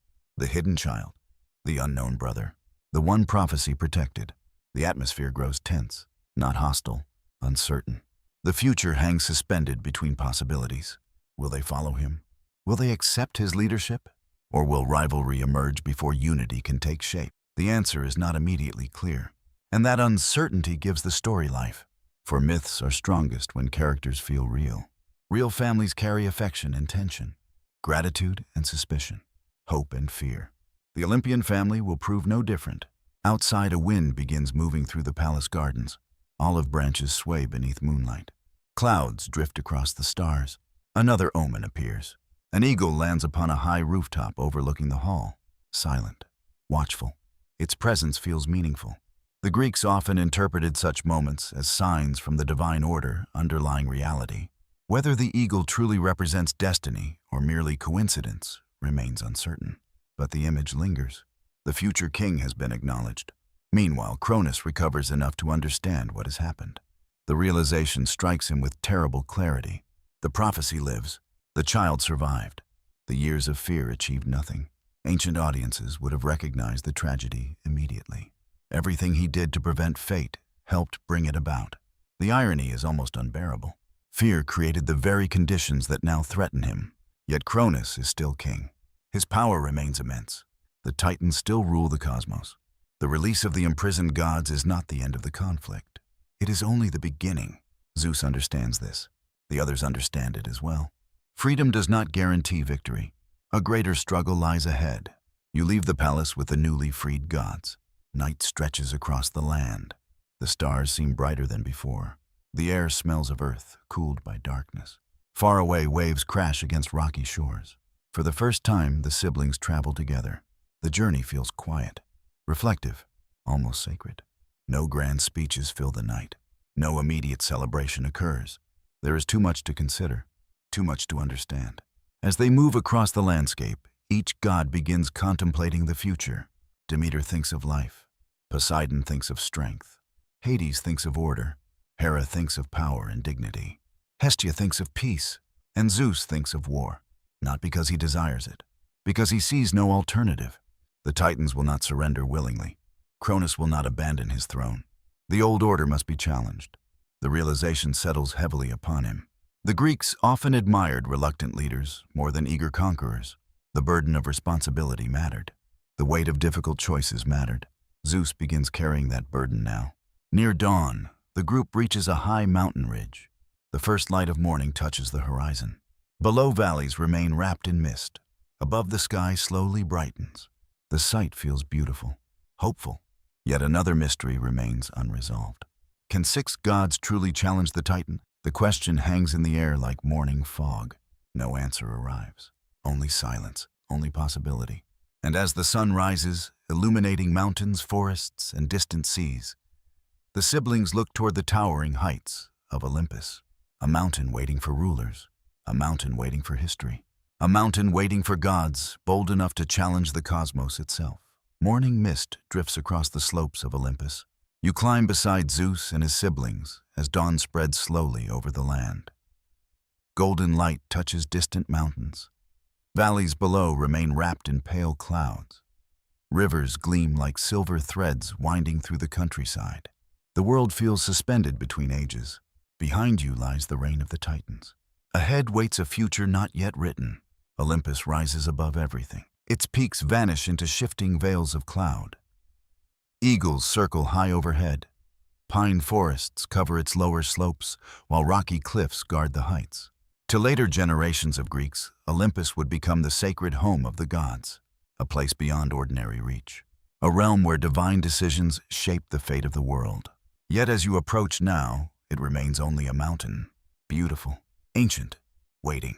The 6 siblings continue their ascent. The journey is not hurried. Each carries private thoughts, private doubts. Freedom has come suddenly after ages of confinement and secrecy. The future remains uncertain. The burden of choice now rests upon them. A cool breeze moves through the trees. The scent of pine needles and mountain herbs fills the air. Birdsong echoes from distant slopes. The peaceful surroundings create a strange contrast with the reality ahead. War is approaching. The Titans will not simply surrender power. Everyone understands this. Yet no one speaks immediately. At last, the siblings reach a broad plateau near the summit. The view is breathtaking. Sea and land stretch toward every horizon. Islands appear like scattered jewels across distant waters. Cloud shadows drift across forests and valleys below. The world seems vast, almost impossibly vast. Ancient Greeks often used mountains as places of revelation. From great heights, ordinary concerns appear smaller. Perspective changes. Understanding deepens. The first council of the future Olympians begins here, not within a palace, not within a temple, but beneath the open sky. You sit among them as the conversation unfolds. The morning sun warms the stone beneath your feet. Clouds move lazily across the heavens. Far away, waves strike unseen shores. For a time, no one speaks. The silence itself feels meaningful. Each god understands the magnitude of the moment. Then Poseidon rises first. His voice carries strength and urgency. He believes action must come quickly. The Titans remain vulnerable after the release of the imprisoned gods. Delay could prove dangerous. The sea god's impatience reflects part of his nature. Like the ocean itself, he prefers movement over stillness. His argument carries weight. Yet not everyone agrees. Hades remains seated. His expression reveals little. When he finally speaks, his words are measured and deliberate. Strength alone will not guarantee victory. The Titans still command immense power. Careful planning remains essential. His perspective differs from Poseidon's. Where one sees motion, the other sees consequence. Already their future personalities are becoming visible. Ancient audiences would have appreciated such contrasts. Families rarely think alike, even divine families. Demeter speaks next. Her concerns focus upon balance. The world itself could suffer if the conflict becomes too destructive.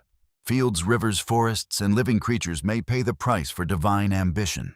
Her compassion introduces another dimension to the discussion. War affects more than warriors. The observation feels wise and deeply human. Hera listens carefully before offering her thoughts. She recognizes the importance of leadership. A divided rebellion cannot succeed. Someone must guide decisions. Someone must unite competing perspectives.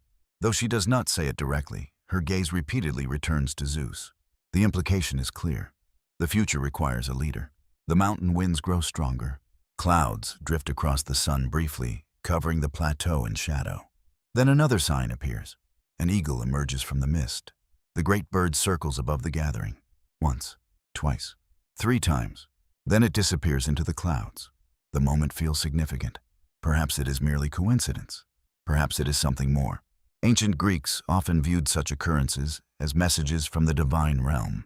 The uncertainty itself gives the image power. A sign need not explain itself immediately. Its meaning can unfold over time. You remember the earlier appearances of the eagle? The recurring symbol creates continuity, a reminder that destiny has been quietly following Zeus since childhood. Now the others notice it as well. The conversation shifts. Attention gradually settles upon Zeus. He remains silent for a moment, listening, considering. The years with Metis taught him patience. The mountains of Crete taught him reflection. The prophecy taught him responsibility. When he finally speaks, his words carry calm conviction. The Titans cannot be defeated through anger alone, nor through fear, nor through haste. Victory will require unity, wisdom, endurance. The response earns respect, not because it promises easy success, because it acknowledges reality. The Greeks often admired leaders who recognized difficulty rather than denying it. True authority begins with understanding. As the discussion continues, another mystery emerges. Not all Titans support Cronus equally. Some may remain loyal. Others may hesitate. Family bonds compete with questions of justice.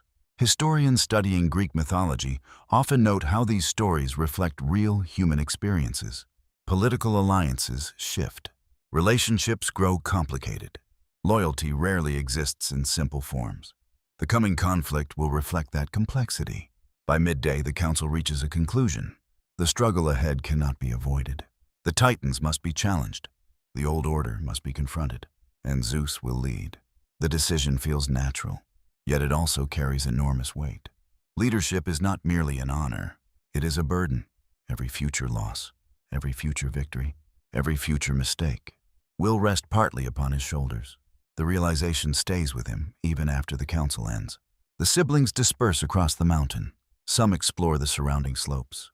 Others remain lost in thought. You walk with Zeus toward a cliff overlooking the world below. Clouds drift beneath the heights of Olympus. The sight creates the strange illusion of standing above the sky itself. For a few moments, neither of you speaks. The wind moves steadily across the rocks.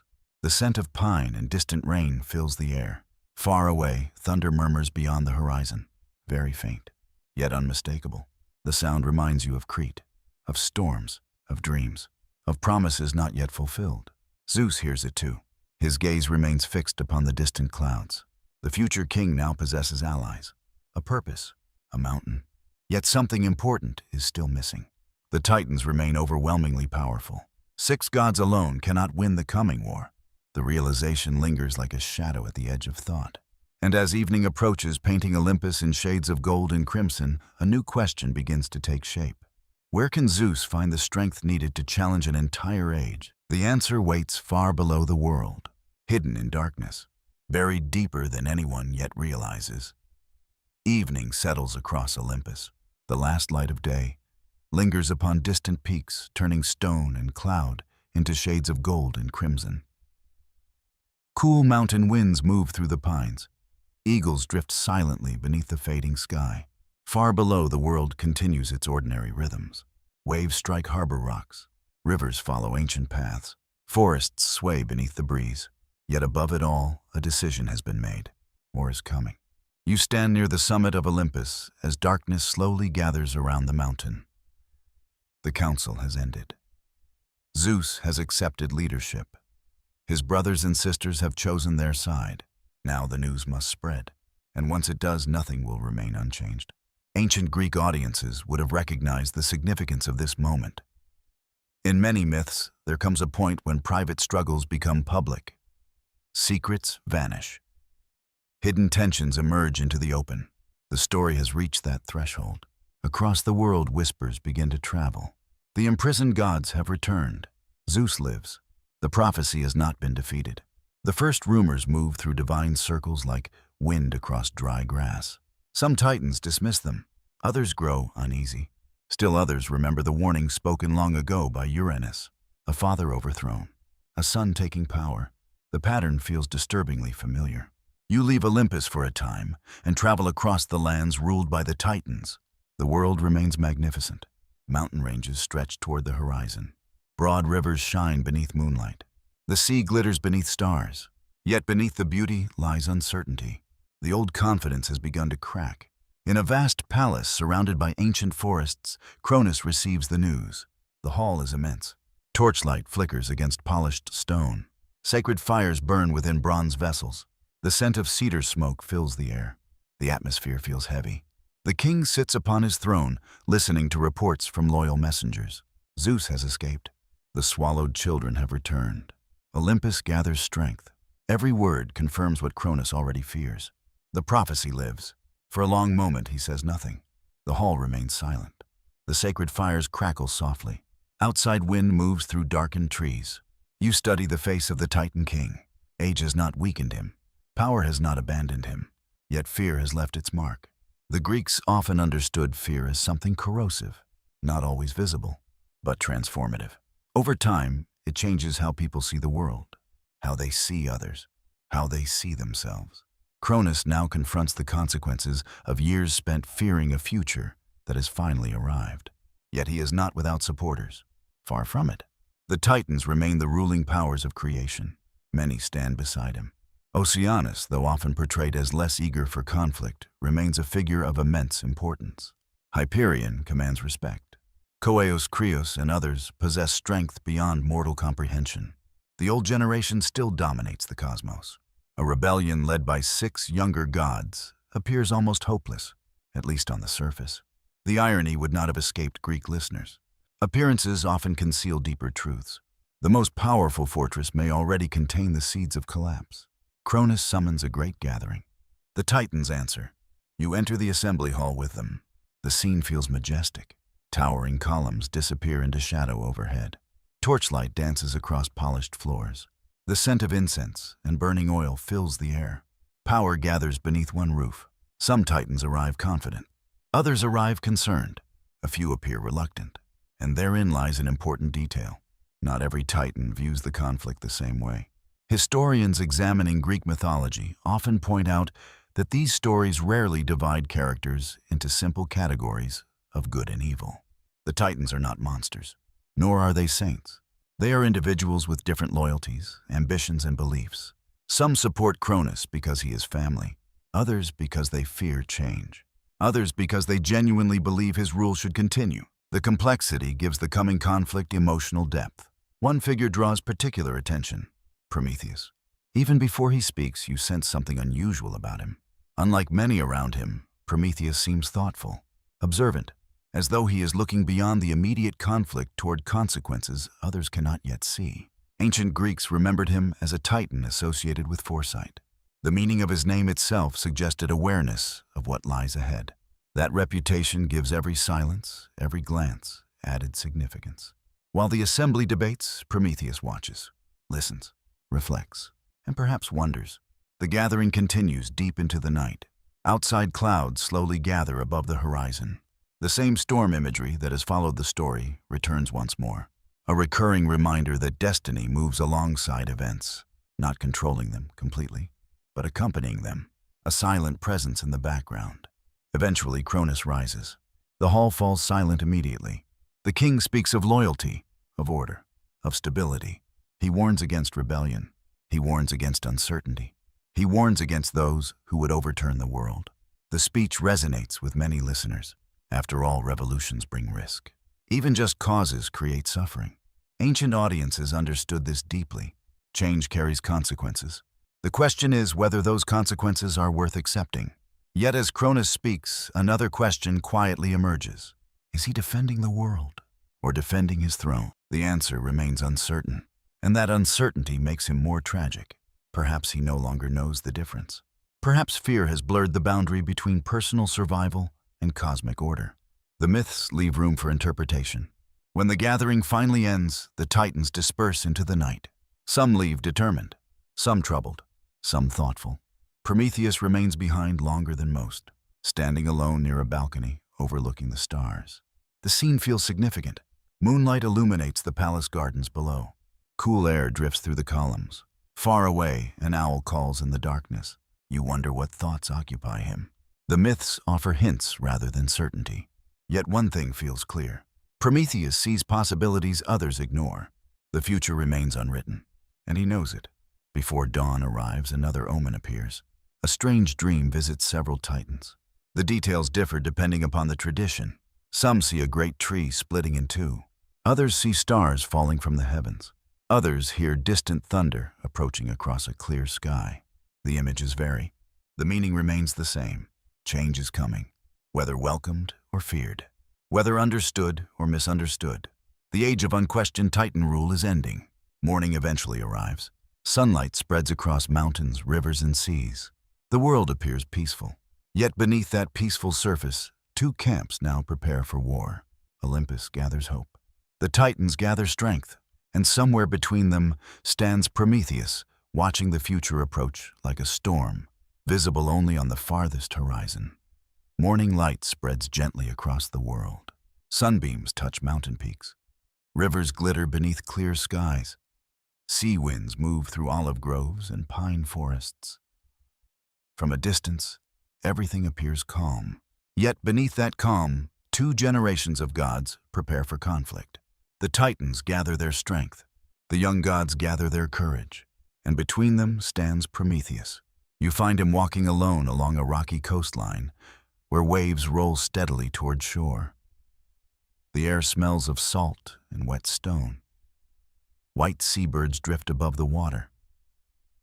Beyond the horizon, the sea stretches endlessly beneath the morning sky. Prometheus often occupies a unique place within Greek mythology. He belongs to the Titans, yet his story reaches far beyond them. He observes more carefully than most, thinks more deeply than most, and perhaps sees further than most. Ancient audiences remembered him not only for what he would later do, but for how he understood the nature of change itself. That understanding now becomes important. As he walks beside the sea, you sense that he feels no certainty. Many myths celebrate confidence. Prometheus embodies something different. Reflection, questions, possibilities. He studies the waves. Each one rises, each one falls. No shape remains permanent. Perhaps that is what he sees in the conflict approaching the cosmos. The Titans appear powerful, but power alone does not guarantee permanence. The thought lingers. The Greeks often viewed wisdom as the ability to recognize patterns hidden beneath events. Prometheus notices such patterns everywhere.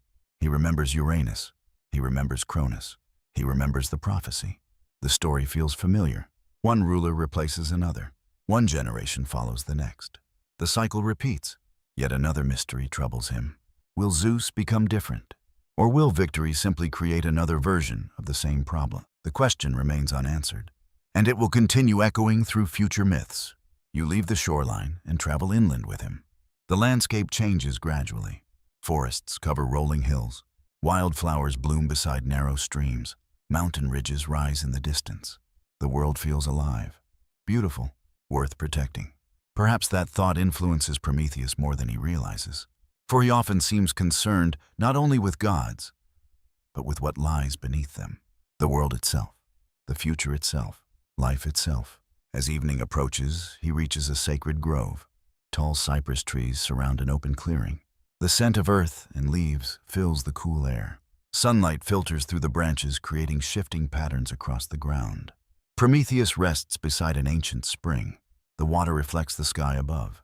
still, clear, almost mirror-like. There he experiences a vision, or perhaps a dream. Ancient traditions differ.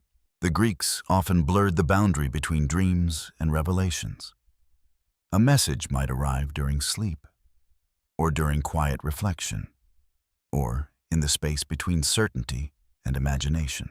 However it comes, the image remains powerful. Prometheus sees humanity, not as it exists now, as it may someday become.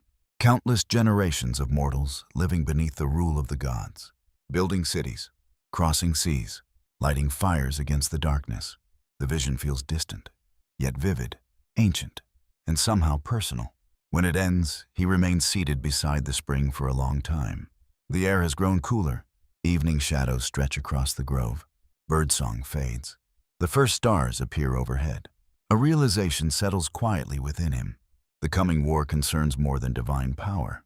Its outcome will shape the future of the world, perhaps even the future of humanity. The thought creates a sense of responsibility. Ancient listeners would have recognized the significance immediately. Prometheus is beginning to look beyond family loyalty, beyond political allegiance, towards something larger. Meanwhile, Olympus continues preparing. You travel briefly back to the mountain of the young gods. The atmosphere feels different now, more focused, more determined. Zeus spends long hours speaking with his siblings. Strategies are discussed, possibilities considered. The council from earlier has evolved into preparation, yet uncertainty remains everywhere. No one knows how the war will unfold. No one knows which titans may change sides. No one knows what hidden forces might still exist within the cosmos. The questions multiply. The answers remain distant. One evening, as darkness settles across Olympus, another omen appears. The sky remains perfectly clear. No clouds, no rain, no storm. Yet far beyond the horizon, a single flash of lightning illuminates the night. Then another, then silence. The sight feels strange, almost impossible. A storm without visible clouds, a warning without explanation. The young gods watch in silence. The image lingers long after it disappears. Ancient Greeks loved such mysteries. Not every sign arrives with an obvious interpretation. Sometimes meaning emerges only later. Sometimes it remains uncertain forever. The lightning becomes one more thread woven into destiny's design. Back among the Titans, preparations continue as well. Weapons are gathered, alliances strengthened, messages sent across the world. The scale of the coming conflict grows larger with each passing day. Yet Prometheus remains apart from much of it, observing, thinking, watching. You find him once more beneath the stars. This time he stands upon a high ridge overlooking the sea. Moonlight glimmers across distant waters. Cool winds move through the grass. The night feels endless. For a moment he closes his eyes, and another thought comes to him. Not a prophecy exactly, not a vision, a possibility. Zeus may win. The idea feels startling. The Titans possess overwhelming advantages, yet history has shown that overwhelming advantages can vanish. Uranus once seemed invincible. Cronus once seemed invincible. Why should the present be different? The realization does not immediately determine his loyalty, but it changes something. A seed has been planted. The future no longer appears fixed. And once possibilities become visible, choices become unavoidable. The Greeks often explored this theme. Knowledge creates responsibility. The more clearly one sees, the harder it becomes to remain neutral. Prometheus now sees more than most. As midnight approaches, an eagle crosses the sky overhead. Its silhouette passes briefly before the moon, then vanishes into darkness. The recurring sign appears once again, watching, waiting, following the story from one turning point to another. Below the sea continues its endless movement. Above the stars, wheel silently through the heavens. And somewhere between Olympus and the halls of the Titans, Prometheus stands at the edge of a decision he has not yet made. A decision that will shape not only the war to come, but the fate of gods and mortals alike. For the first time, he begins wondering whether the future belongs not to the rulers of the present, but to the storm gathering beyond the horizon. The storm finally arrives. For years it has lingered at the edges of the story. You have seen it in dreams, in omens, in distant clouds gathering beyond the horizon. Now at last the heavens themselves seem unable to remain still. Dark clouds roll across the sky above Olympus. Thunder echoes between mountain peaks. Cold winds sweep through forests and across rocky slopes. The scent of rain fills the air. Nature appears to sense what is coming. The great war can no longer be delayed. You stand upon the heights of Olympus beside Zeus and his siblings. Below, valleys disappear beneath drifting mist. Above, clouds churn like vast rivers flowing through the heavens. The atmosphere feels charged with anticipation, not excitement, something deeper. A recognition that an age is ending. Ancient Greek audiences would have understood the importance of such moments. Mythological wars were never merely battles. They represented transformations in the structure of reality itself. The conflict approaching now is no ordinary struggle. It is the Titanomachy, the war between generations, the war for the cosmos.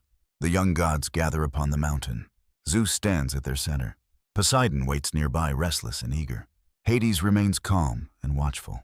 Demeter, Hera, and Hestia stand together beneath the darkening sky. The sight feels solemn. No one speaks for a time. The wind provides its own voice. It whistles through the rocks and trees. It carries distant echoes of thunder. It reminds everyone that destiny has reached its appointed hour. Far away, the Titans are moving as well. Cronus has assembled his forces. The ancient powers of creation answer his call. You can almost imagine them crossing the landscape. Great figures moving through valleys and over mountains. The old rulers preparing to defend the world they built. The Greeks often portrayed both sides of this conflict with dignity. The Titans are not merely villains. The Olympians are not merely heroes. Each generation believes its cause is justified. That complexity gives the myth enduring power. War rarely appears simple from within. The first confrontation occurs among the mountains. Ancient sources provide only fragments of the details. The surviving myths emphasize the scale of the conflict more than precise events. Yet the imagery remains unforgettable. You see storm clouds gathering over vast peaks. You hear thunder rolling across the land. The earth itself seems to tremble. Olympus stands against Tartarus, the mountain fortress of the Titans. Two sacred heights, two centers of power, two visions of the future, facing one another across the world. The first clash begins. The sound is immense. Ancient poets described mountains shaking beneath the force of divine combat. The sky flashes with unnatural light. Rivers surge from their banks. Forests sway beneath violent winds. Whether ancient listeners imagined these events literally or symbolically remains uncertain, perhaps both. For mythology often speaks in the language of grandeur. The conflict feels larger than ordinary experience because it represents more than physical struggle. You stand upon a ridge, watching the heavens ignite with flashes of light. The clouds split apart. Thunder crashes overhead. Rain begins falling across the mountains. Cold droplets strike stone and earth. Mist rises from the valleys. The world transforms into a landscape of storm and shadow. Zeus moves through the battle with growing confidence. He has not yet become the thunder-wielding ruler known from later myths. That future still awaits him. Yet something within him is awakening. The years spent watching storms upon Crete now feel strangely significant, as though nature has been preparing him all along. Poseidon fights beside him. Power radiates from the future sea god. Even before receiving his famous trident, he carries the energy of moving water and relentless force. His courage inspires allies. Yet courage alone does not decide wars. Hades proves equally valuable. His strength comes through patience and discipline. While others focus on immediate victories, he studies patterns and consequences. The contrast between the brothers creates balance. Ancient audiences admired such complementary qualities. Great undertakings require different forms of wisdom. Across the battlefield, Cronus leads the Titans. The sight is impressive, even now, even knowing how the story eventually ends. The old king remains formidable. His authority has not vanished. His followers trust him. His presence commands respect. And perhaps that is what makes the conflict feel tragic. For both sides possess legitimate reasons to fight. One seeks change. The other seeks preservation. The storm intensifies. Lightning flashes across the sky. The scent of wet earth rises from the mountains. The roar of thunder becomes nearly constant. Through it all, the battle continues. Neither side gains a decisive advantage. The Olympians possess determination. The Titans possess experience. Strength answers strength. Will answers will. The war settles into uncertainty. As evening approaches, the fighting gradually slows. Darkness spreads across the landscape. Clouds obscure many of the stars. Fires appear among the camps of both armies. tiny points of light scattered across the vast mountains. You walk through the Olympian encampment. The atmosphere feels thoughtful rather than triumphant. No celebration occurs. The first day has revealed a difficult truth. The Titans cannot be defeated easily. The conflict may last far longer than anyone hoped. Nearby Demeter tends wounded allies. Hestia keeps sacred fires burning against the night.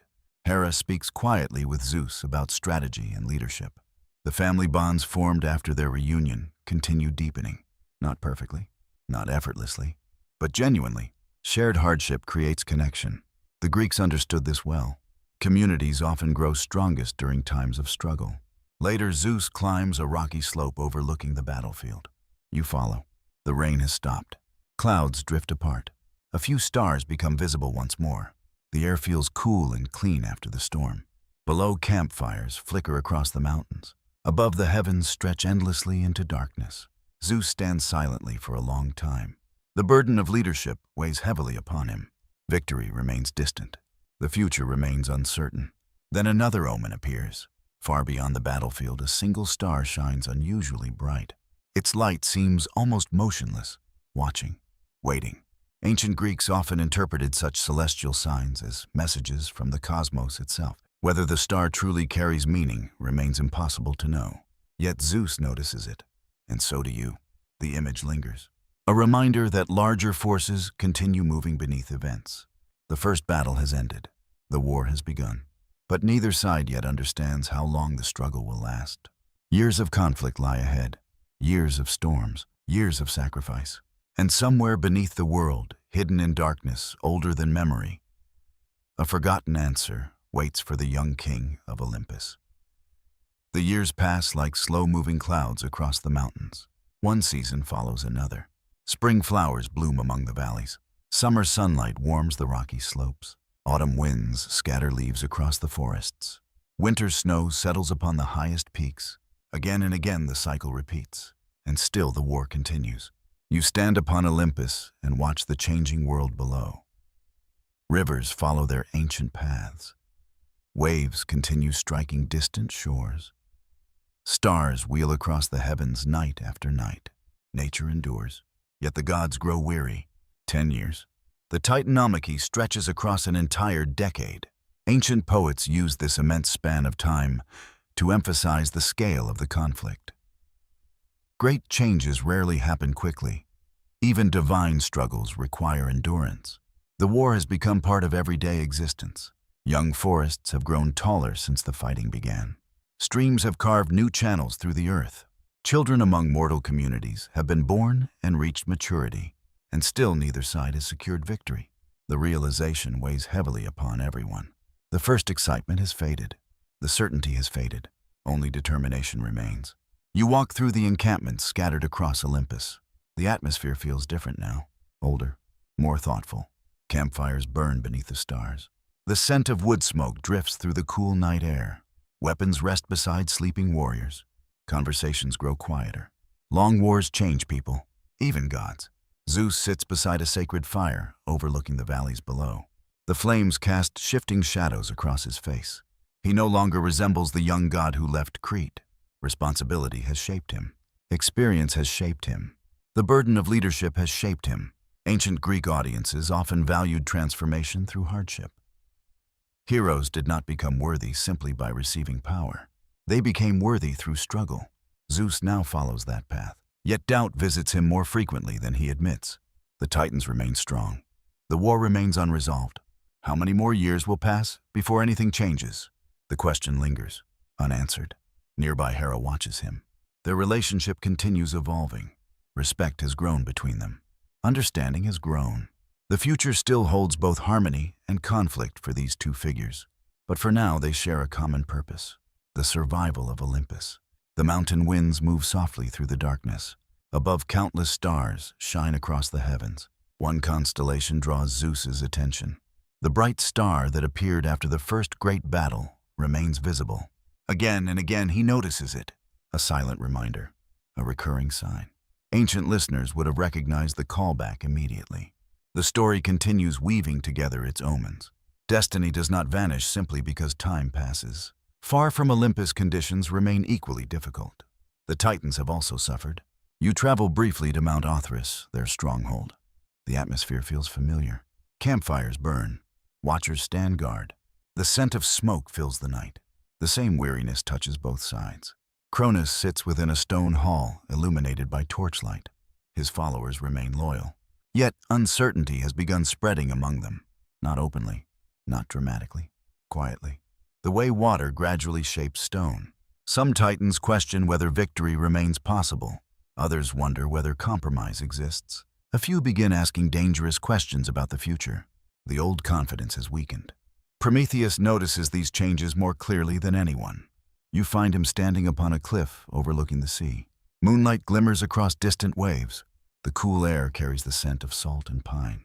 Years of conflict have deepened his reflections. The future feels increasingly uncertain and increasingly important. One evening, he experiences another dream, or perhaps a vision. The distinction hardly matters. The image remains vivid. He sees the cosmos balanced upon a scale. One side holds the Titans. The other holds Olympus. At first, both remain equal. Then suddenly, a hidden weight appears beneath the younger gods.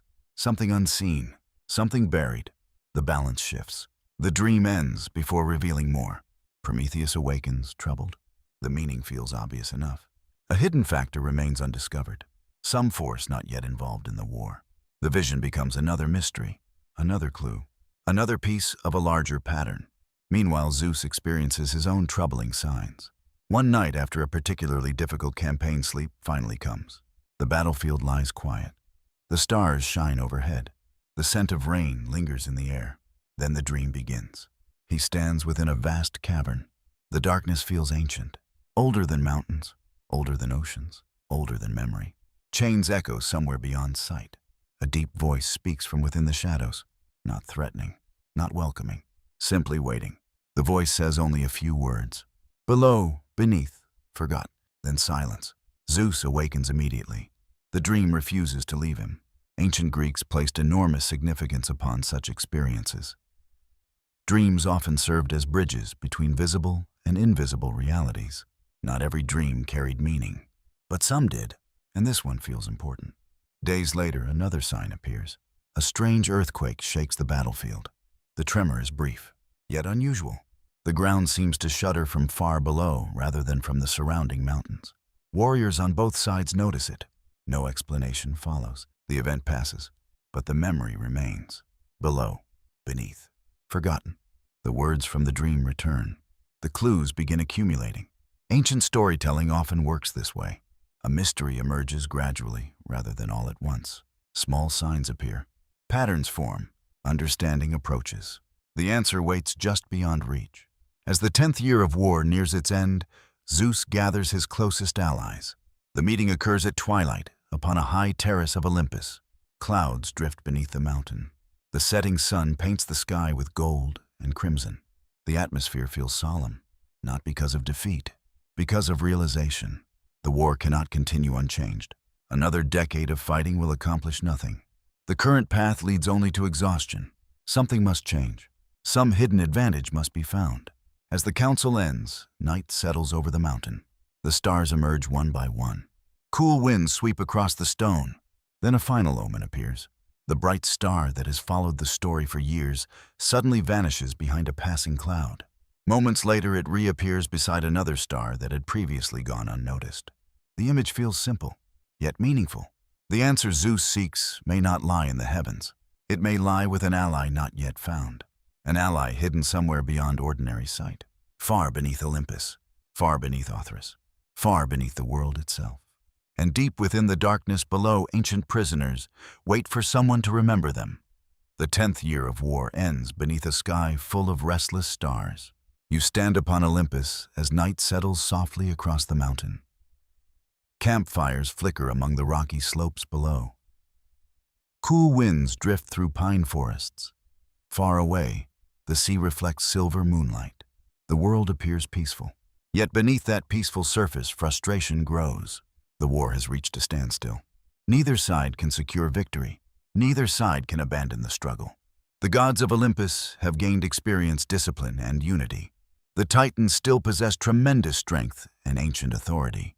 Together, they remain locked in balance. a balance that cannot last forever. Zeus feels the weight of this reality more than anyone. You find him walking alone along a narrow mountain path before dawn. The air is cold. Mist drifts among the cliffs. The scent of wet stone and pine needles fills the darkness. Sleep has become difficult. The dreams continue. Again and again they lead him toward hidden places beneath the earth. Again and again mysterious voices whisper the same message. Below, beneath, forgotten. The words linger long after waking. Ancient Greeks often believed that wisdom arrived indirectly. Divine truths rarely appeared as simple instructions. Instead, they emerged through symbols, riddles, and signs. The listener had to interpret them. The seeker had to understand them. Zeus now stands at that crossroads. As dawn approaches, he reaches a quiet grove near the summit. Ancient trees surround a small spring. Water flows gently across smooth stones. The first birds begin singing among the branches. The place feels sacred, old, almost untouched by time. Here something unexpected occurs. The earth itself seems to awaken. The spring ripples without wind. The ground vibrates faintly beneath your feet. Mist gathers above the water, and within that mist appears a presence. Gaia, the earth, the ancient mother of gods and titans alike. Her arrival feels less like a person entering the scene and more like the landscape itself becoming aware. The trees seem connected to her. The stones seem connected to her. The mountain seems connected to her. Everything belongs to her. Ancient audiences would have immediately understood the significance of this moment. Gaia stood at the beginning of creation. She witnessed the rise of Uranus, the rise of Cronus, the rise of Zeus. Her perspective stretches across ages. You watch as Zeus lowers his head respectfully. The air feels still. Even the birds have grown quiet. Gaia speaks. Her voice resembles distant rivers, mountain winds, and shifting earth. Not loud, yet impossible to ignore. She does not offer praise. She does not offer comfort. Instead, she offers truth. The war cannot be won through existing means. The balance remains too even. The Titans possess advantages. Olympus cannot overcome alone. Zeus listens carefully. He already suspects this. 10 years of conflict have proven it. Yet Gaia's next words change everything. The answer lies beneath the world. Ancient powers remain imprisoned, forgotten by most. Hidden in darkness, older than the war itself. At once the dreams begin making sense. The mysterious voices, the earthquakes, the visions. The clues have all pointed toward the same destination, Tartarus, the deepest abyss, the prison beneath creation. Ancient Greeks imagined Tartarus as something far beyond an ordinary underworld. It existed beneath the earth, beneath the seas, beneath nearly everything imaginable. A place of immense depth, a place where forgotten powers endured endless confinement. Gaia explains that long ago Uranus imprisoned certain beings there, the Cyclopes, the 100-handed ones, ancient and powerful children of Gaia. Their strength remained hidden from the world. Their suffering remained forgotten. Yet they still exist, waiting. The realization settles heavily upon Zeus. The answer has been present all along, buried beneath layers of history and fear. The Greeks often explored this theme. Solutions sometimes require confronting what previous generations chose to hide. Gaia continues speaking. Her words carry both warning and hope. The imprisoned beings possess enormous power, but releasing them will involve risk. Not every force can be controlled simply because it is freed. The lesson feels important. Mercy and danger often travel together. Zeus must decide whether the gamble is worth taking. As the vision begins fading, Gaia offers one final sign. The spring water suddenly becomes still, perfectly still. Within its surface appears the image of a great bronze gate deep beneath the earth. Chains surround it. Darkness stretches beyond it. Then the vision vanishes. The water returns to normal. The grove grows quiet once more. Morning sunlight begins filtering through the trees. The encounter has ended, yet its meaning remains.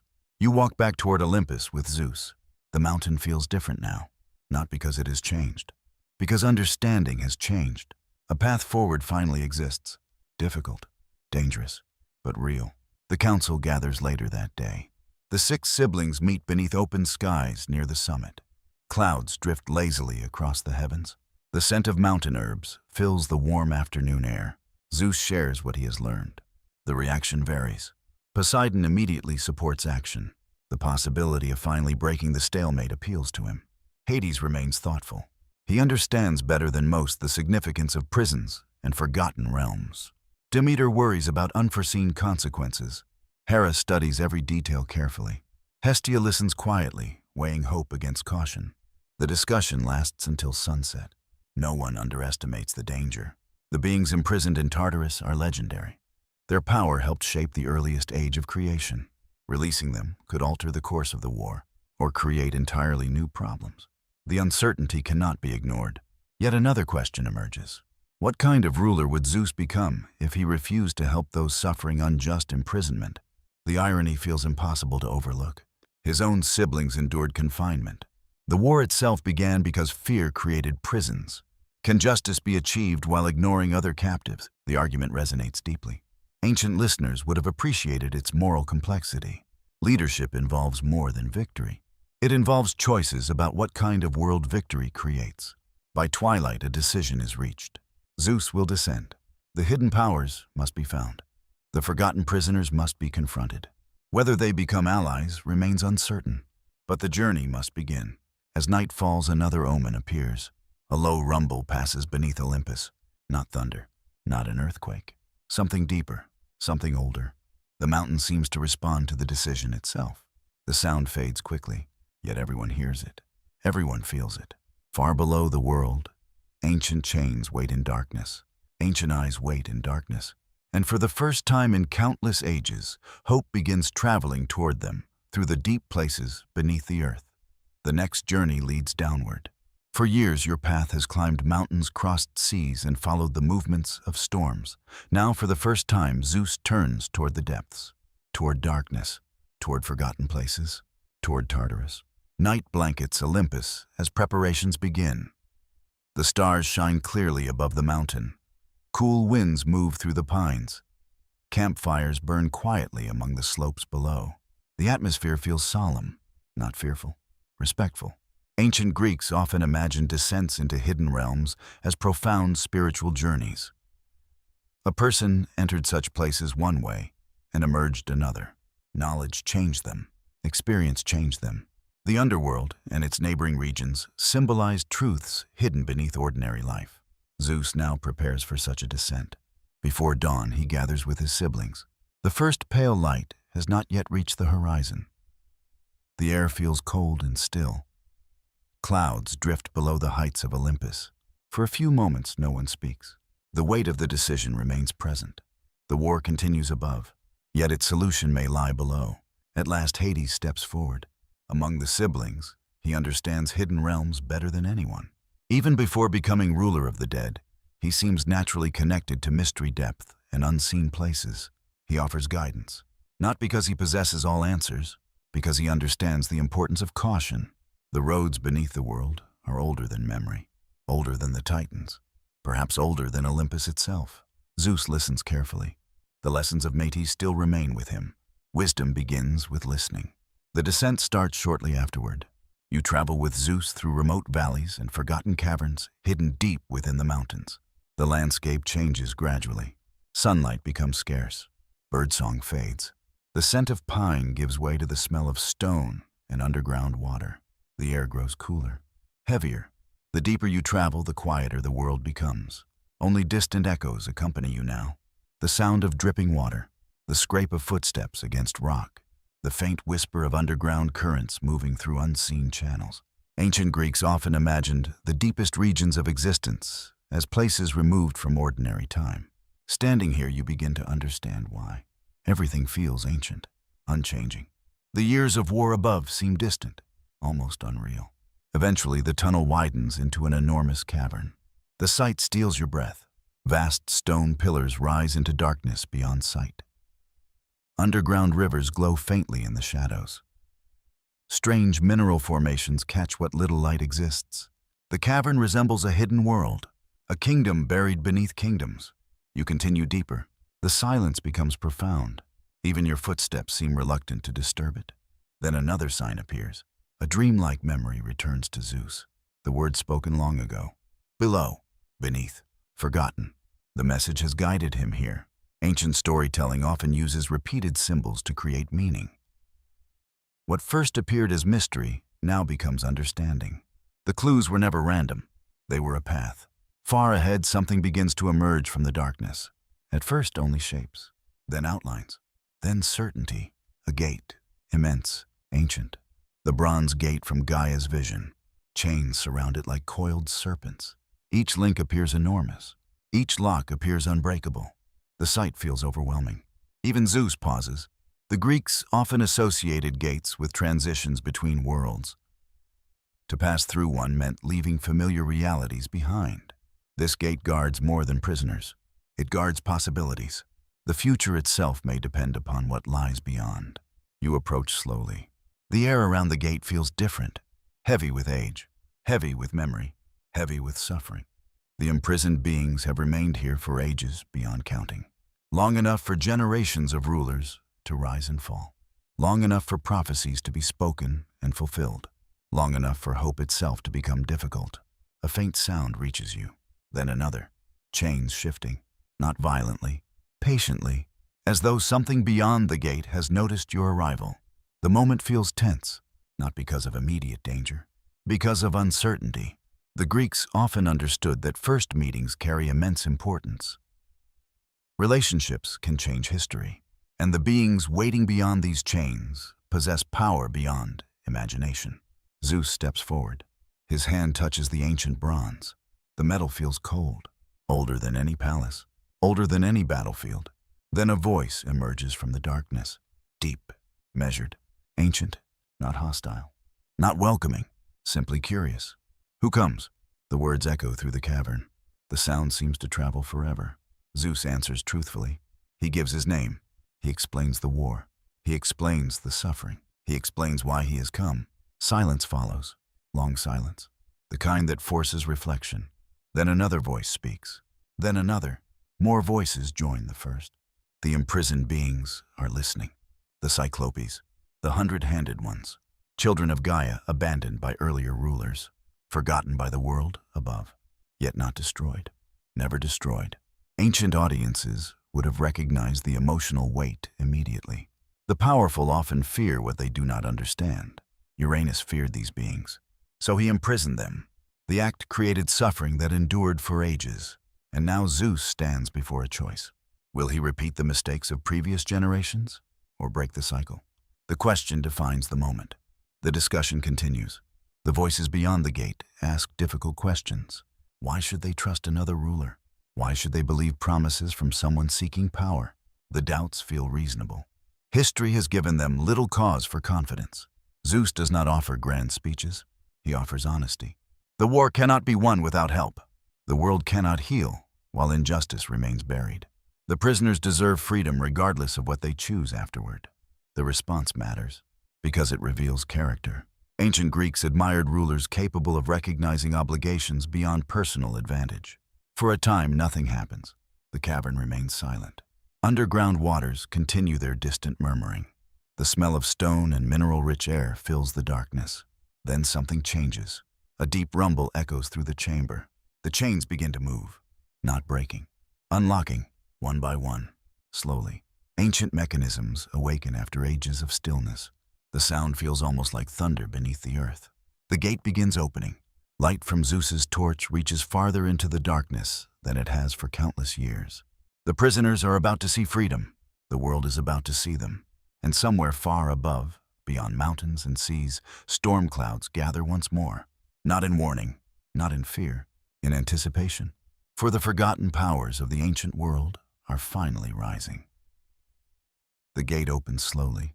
Ancient bronze groans against stone. Chains slide across the cavern floor with a sound like distant thunder. Echoes travel through the darkness and return again, softer each time.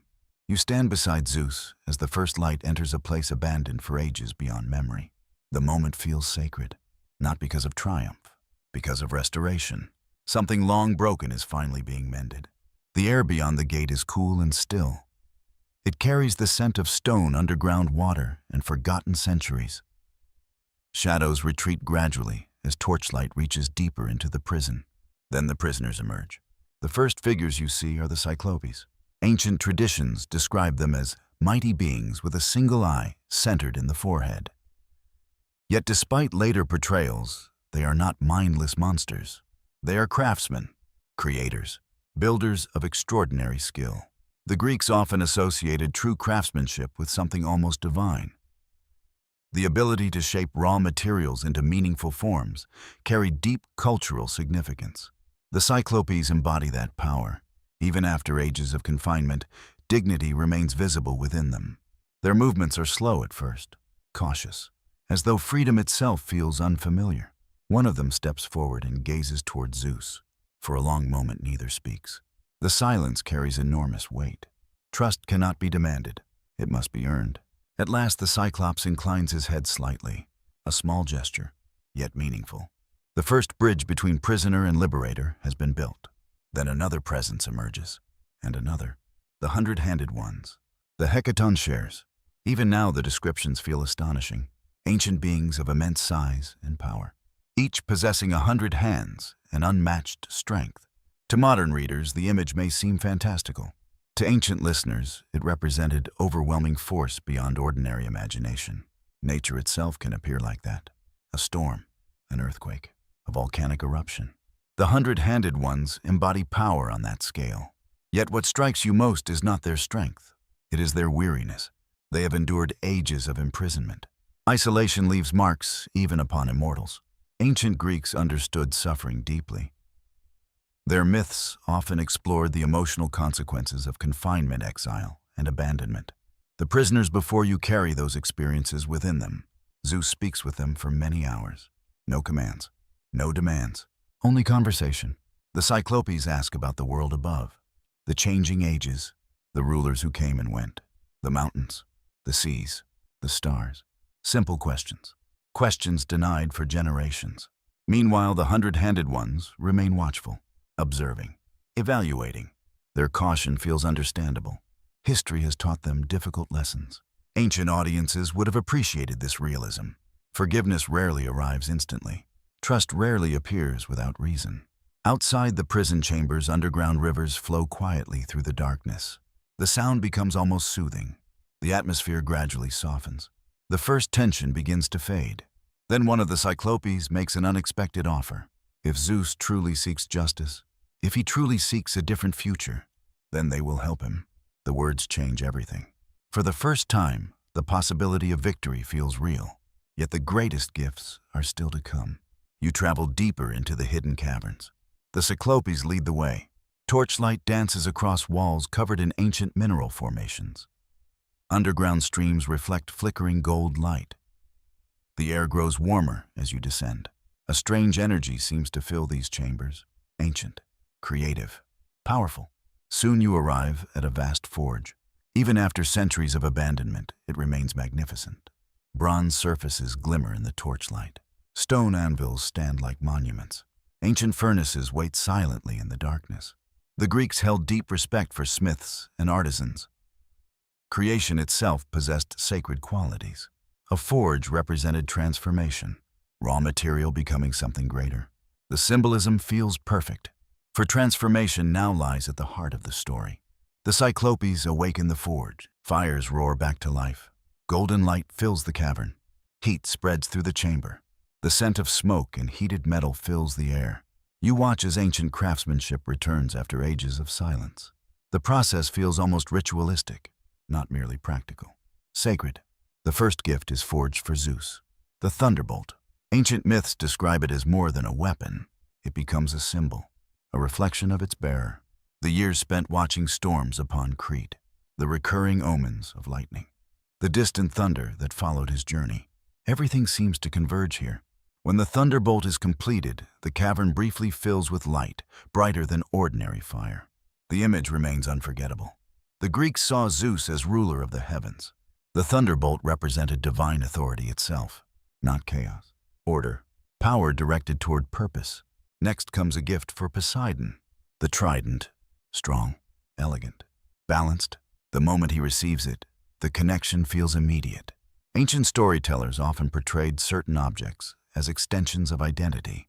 The trident belongs with Poseidon, as naturally as waves belong to the sea. Finally, a gift is created for Hades, a helm capable of concealing its wearer. The symbolism runs deep. The future ruler of hidden realms receives a gift associated with invisibility and mystery. Again, object and character mirror one another.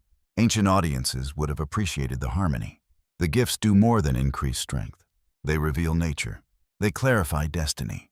Meanwhile, the hundred-handed ones observe the process. Their immense forms illuminated by forge fire. Their expressions thoughtful. Another question lingers. Will they join the war as well? Their power could reshape the conflict entirely. Yet power alone does not create obligation. They owe Zeus nothing, at least not yet. As evening approaches, the forging finally ends. The cavern glows with warm light. The fires crackle softly. The scent of bronze and smoke fills the air. The atmosphere feels hopeful. For the first time in many years, genuine hope. Then another omen appears. The flames within the forge suddenly rise higher, not dangerously, not violently, gracefully. Within the fire shapes briefly form. A storm cloud, a wave, a shadowed crown. Then the images vanish. The moment lasts only seconds. Yet everyone notices. The Greeks often interpreted fire as a medium through which deeper truths revealed themselves. Whether the vision comes from destiny or coincidence remains uncertain, but its meaning feels clear. The future is moving. The balance of the war has changed. As darkness settles once more over the caverns, Zeus holds the thunderbolt for the first time. The light reflects in his eyes. The years of wandering, the years of hiding, the years of uncertainty, all seem to lead toward this moment. Yet another lesson remains ahead. Weapons alone do not win wars. The greatest force still waits beside the forge, watching quietly. The hundred-handed ones have not yet made their choice, and the fate of the cosmos may depend upon the answer they give. The forge fires burn late into the night. Golden light flickers across the cavern walls. Shadows move among ancient pillars of stone. The scent of bronze smoke and heated earth lingers in the air. You remain deep beneath the world, far below Olympus, far below the battlefields where the Titanomachy continues. For the first time in many years, hope has entered these forgotten depths. Yet hope alone is not enough. One final choice remains. The hundred-handed ones have not yet spoken. Their immense forms stand near the edge of the forge, light half illuminated and half hidden in shadow. Even now they seem less like individuals and more like forces of nature given shape. Ancient Greeks often imagined such beings as embodiments of overwhelming power, not evil, not good, simply immense, like the sea during a storm, like an earthquake, like a mountain rising from the earth. The hundred-handed ones carry that same feeling, and now Zeus must earn their trust. The cavern grows quiet. Only the crackling of the forge breaks the silence. The Cyclopes wait nearby. Poseidon rests his new trident against a stone pillar. Hades studies the darkness beyond the firelight. Everyone senses the importance of the moment. At last, one of the hundred-handed ones steps forward. The movement alone seems to shake the ground. Yet there is no aggression in it, only curiosity. Ancient eyes study Zeus carefully. Eyes that have witnessed ages long forgotten. Eyes that remember rulers before Cronus, before the war, before many of the stories now told around sacred fires. The being speaks. Its voice resembles distant thunder rolling through mountain valleys. Slow, deep, patient. The question is simple. Why should we fight for another king? The words hang in the air. No one interrupts. No one rushes to answer. The question cuts directly to the heart of the story. Ancient audiences would have understood immediately. The war is not merely about replacing one ruler with another. It is about deciding what kind of rule should exist. The challenge feels fair, even necessary. Zeus takes time before responding. The years of reflection on Crete, the lessons from Metis, the burdens of leadership, all seem present in the silence before his answer. Then he speaks, not of power, not of victory, not of personal glory. He speaks of choice. The Cyclopes deserved freedom. The hundred-handed ones deserved freedom. No ruler should imprison others simply because he fears them. The words are not dramatic. They are honest, and honesty carries weight. Especially here, especially now. The cavern falls silent once more. The forge fires crackle softly. The underground river continues its endless journey through the darkness. Then another of the hundred-handed ones nods, slowly, almost imperceptibly. The gesture changes everything. One by one, the others follow. The decision has been made. The forgotten powers of the deep will join Olympus. The balance of the war shifts. Ancient storytellers loved such moments. Not because strength arrives, because justice creates allies. The distinction matters. As dawn approaches somewhere far above the earth, preparations begin. The long journey back toward the surface awaits. The Cyclopes extinguish portions of the forge. The fires dim. The cavern returns gradually to shadow. The time for creation has ended. The time for action has arrived. You travel upward through the tunnels alongside Zeus and his new allies. The ascent feels very different from the descent. Before, uncertainty filled every step. Now purpose guides the way. Yet another mystery remains. How will the world react when the 100-handed ones emerge? The answer soon becomes clear. Hours later, sunlight finally appears ahead. A pale glow at first, then brighter, then brilliant. The prisoners see the sky again. For the first time in ages, the moment feels unexpectedly emotional. The 100-handed ones pause. The Cyclopes pause. Even Zeus remains silent. The sight of open sky carries tremendous power. The scent of fresh air, the warmth of sunlight, the movement of clouds overhead. Simple things, yet precious things. Ancient Greeks often understood freedom through such experiences. Not abstract ideas, living realities.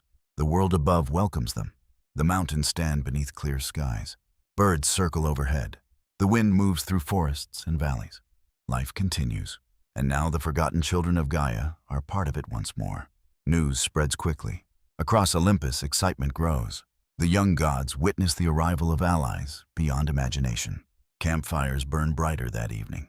Conversations carry renewed energy. For the first time, victory no longer feels distant. Yet not everyone shares the optimism.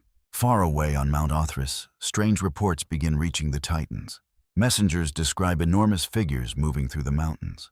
Old names once thought irrelevant return to discussion. The 100-handed ones, the Cyclopes, ancient prisoners, ancient powers. Cronus listens in troubled silence. The reports awaken old memories, old fears. The same fears that once motivated Uranus, the same fears that later shaped Cronus himself. A pattern emerges once again. Ancient audiences would have recognized it immediately. Fear keeps returning, generation after generation, like an inherited shadow. Meanwhile, another figure watches events carefully. Prometheus. You find him standing upon a hillside, overlooking the sea. The evening sky glows with fading gold. Clouds drift peacefully across the horizon. Yet his thoughts remain focused upon the future. The arrival of the prisoners confirms something he has suspected for years. The balance is changing. The dream of the scales returns to memory. The hidden weight has been found. The unseen force has emerged. The vision makes sense now. Olympus possesses something it lacked before. Not merely power, momentum. The future itself seems to lean towards Zeus. Still, certainty remains impossible. Many battles remain ahead. Many sacrifices remain ahead. Destiny has a habit of surprising even those who believe they understand it. Night eventually settles across the world. The stars emerge one by one. A cool breeze drifts through the camps of Olympus. The atmosphere feels different, not triumphant, ready. Then just before midnight, another omen appears. Far above the mountain, thunder rolls across a clear sky. No clouds, no rain, only thunder. The sound echoes through the valleys. The young gods look upward. The 100-handed ones look upward. Even the Cyclopes pause to listen. The message feels unmistakable. The heavens themselves acknowledge the turning point. The war has entered a new phase, and soon the strength of 100 hands will shake the foundations of the world. The thunder lingers long after the sound has faded. You stand upon Olympus beneath a sky crowded with stars. The wind moves steadily through the mountain pines. Campfires glow among the slopes below like scattered constellations fallen to earth. Everything feels poised upon the edge of change. The 100-handed ones have joined the war. The Cyclopes have given their gifts. The years of stalemate are ending. Now the final struggle approaches. Ancient Greek audiences would have recognized the feeling immediately. Stories often move in rhythms. Seeds planted long ago finally bear fruit. Prophecies begin closing their circles. Choices reveal their consequences. The fall of Cronus has been approaching since the moment he first heard Uranus's warning. Only now does he begin to understand it. Dawn arrives beneath heavy clouds. The air feels charged. The scent of rain drifts across the mountains. Far away, Mount Othrys rises against the horizon. The stronghold of the Titans, the heart of the old order, the destination of the coming battle. Zeus stands at the front of the Olympian forces. The thunderbolt rests in his hand, not merely a weapon, a symbol. The years spent watching storms on Crete now seem almost prophetic. The signs that followed him through childhood have become reality. The hidden child has become a leader. The leader has become a challenger, and soon he must become something more. The armies move. The mountains tremble beneath their passage. The 100-handed ones stride across valleys and ridges with astonishing power. The Cyclopes advance beside the younger gods. Olympus marches as one. You travel with them through mist-covered passes and rocky highlands. Clouds gather overhead. Thunder murmurs among distant peaks. Nature itself seems to anticipate the confrontation. Across the world, the Titans prepare as well. Cronus stands before his followers. The years have changed him, not physically, emotionally. The confidence of earlier ages has faded. The prophecy has never left him. Every attempt to escape it has failed. Every sacrifice has proven meaningless. Yet even now, he refuses surrender. Ancient Greek myths rarely deny dignity to fallen rulers. Cronus remains proud, determined, powerful.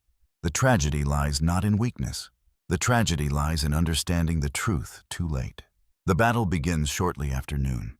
The scale defies imagination. Ancient poets described mountains shattering beneath the force of combat. Forests sway beneath unnatural winds. Rivers surge through their channels. Thunder echoes endlessly across the land. The heavens seem alive. You stand upon a high ridge, watching flashes of light illuminate the battlefield. The thunderbolt appears again and again. Each strike shakes the mountains. The 100-handed ones hurl massive stones through the air. Their strength transforms the conflict. For the first time in 10 years, the Titans begin losing ground. The balance has broken. The dream of Prometheus becomes reality. The hidden weight has tipped the scales. Yet victory does not arrive immediately. The Titans fight fiercely. Ancient loyalties remain strong. The old rulers do not abandon their world without resistance. The struggle continues through the afternoon. Clouds darken overhead. Rain begins falling. Cold droplets strike stone and armor. Mist rises from the valleys. The battlefield becomes a landscape of storm and shadow. Amid the chaos, Zeus searches for one figure, Cronus. The confrontation has become inevitable. Not simply king against rebel, father against son, prophecy against fear. The two finally meet near sunset. The storm reaches its greatest intensity. Lightning flashes across the sky. Thunder shakes the mountains. Wind sweeps through the battlefield. The world seems to hold its breath. For a moment, everything else fades. Only the two figures remain. Ancient audiences would have felt the weight of the encounter. This is not merely the climax of a war. It is the climax of a cycle stretching across generations. Uranus feared his children. Cronus feared his children. Now the consequences stand before him. The myths describe no long conversation. Yet imagination fills the silence. What thoughts pass through Cronus's mind? Regret, anger, sorrow, perhaps all three. Perhaps he remembers Rhea. Perhaps he remembers the children he swallowed. Perhaps he remembers the moment Uranus spoke his curse. No one knows. The uncertainty makes him human despite his divinity. The battle between them unfolds beneath storm-filled skies. Thunder rolls continuously overhead. Rain lashes the mountains. The scent of wet earth fills the air. The old king fights with all the strength remaining to him. Yet something has changed. Fear no longer serves him. For years it drove every decision, every choice, every sacrifice. Now it offers nothing. The prophecy stands fulfilled before his eyes. Zeus fights differently, not from fear, not from revenge, from purpose. The distinction matters. Ancient Greeks often believed character revealed itself most clearly during moments of crisis. The confrontation becomes more than physical. It becomes symbolic. Two visions of power colliding, one rooted in control, one rooted in renewal. At last the end arrives. The exact details vary among traditions. Some storytellers emphasize the thunderbolt. Others focus upon the combined strength of Olympus. The surviving myths leave room for interpretation.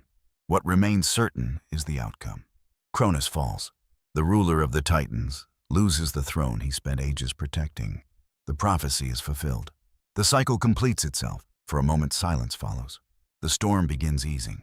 Rain softens. Thunder grows distant. The battlefield stands still. The old king lies defeated. Yet the mood is not joyful. Not entirely. Ancient myths often contain melancholy even within victory, because endings carry sadness alongside relief. An age has died. A generation has passed. The world moves forward. But something is lost as well. Zeus understands this. Standing amidst the fading storm, he does not celebrate immediately. He looks toward the darkening horizon, toward the mountains, toward the sky. The burden of leadership feels heavier than ever. Victory creates responsibility. The Greeks knew this truth well. Winning a throne proves easier than ruling wisely. Night begins settling across the battlefield. Clouds drift apart. The first stars appear, and far above a single eagle circles briefly through the clearing sky. The sign returns once more, watching, waiting, as though acknowledging that one prophecy has ended, and another chapter of destiny is about to begin. Night settles gently across the battlefield. The storm has passed. Clouds drift apart, revealing a sky crowded with stars. Cool winds sweep through the mountains. The scent of rain remains upon the earth, mingling with the smell of wet stone and broken branches. The war is over, or at least its greatest struggle has ended. You stand beside Zeus as silence gradually replaces the sounds of battle. Across the valleys and ridges, fires begin appearing once more. Not the fires of war, the fires of survival, the fires of reflection, the fires of a world trying to understand what has changed. Ancient Greek audiences would have recognized this moment immediately. Victory often feels quieter than expected. The years of anticipation create one image. Reality provides another. There is relief. There is exhaustion. There is uncertainty. And there is grief. For an age has come to an end. The Titans have fallen. Yet they remain part of the story, part of the world, part of memory itself. As dawn approaches, the surviving leaders of Olympus gather upon a high plateau overlooking the mountains. The first sunlight touches the peaks. Mist fills the valleys below. The atmosphere feels solemn rather than triumphant. The war consumed 10 years. 10 years of struggle. 10 years of sacrifice. 10 years of waiting. The younger gods have achieved what once seemed impossible. Yet another difficult question now stands before them. What should be done with the defeated Titans? The answer matters, perhaps more than the victory itself. The Greeks often explored this theme. Power reveals character most clearly after success. Anyone can speak of justice while oppressed. The true test comes after gaining authority. Zeus understands this. You see it in his silence. The throne of the cosmos now belongs to him, yet he remains cautious, thoughtful. The lessons of Metis still guide him. The warnings of Gaia still echo within memory. The mistakes of Cronus remain fresh. The future cannot be built through fear alone. And yet consequences cannot simply disappear. The debate continues throughout the morning. The Titans remain powerful. Allowing them complete freedom could invite another war. Imprisoning them forever risks repeating the mistakes that created so much suffering. The dilemma feels impossible. No perfect answer exists. Ancient myths rarely offer simple solutions. Instead, they acknowledge complexity. Eventually, a decision emerges. Many of the Titans will be confined within Tartarus. Not destroyed, not erased, contained. The deepest prison in creation will hold those who threaten the new order. The choice carries both practicality and sadness. Even victory requires difficult compromises. You travel with the Olympians as the defeated Titans are escorted toward the depths beneath the world. The journey feels familiar. You have walked these paths before. The same caverns, the same underground rivers, the same ancient silence. Yet everything feels different now. The prisoners once hidden here have become allies. The rulers of the world now walk toward confinement. The reversal feels profound. Ancient audiences would have appreciated the symmetry. The story has come full circle. The road descends steadily through darkness. Torchlight reflects from stone walls. Water drips from cavern ceilings. Cool air surrounds you. Eventually, the great bronze gates of Tartarus appear once more. Massive, ancient, unyielding. The sight inspires reflection. How many generations have stood before these gates? How many rulers believe their victories permanent? How many prisoners imagine their confinement eternal? History continues moving. The gates remain. Among those accompanying the procession are the 100-handed ones. Their role has changed dramatically. Once prisoners themselves, they now become guardians of Tartarus. The irony is striking, yet perhaps it is fitting. No one understands imprisonment better than those who endured it. The Greeks often valued experience as a source of wisdom.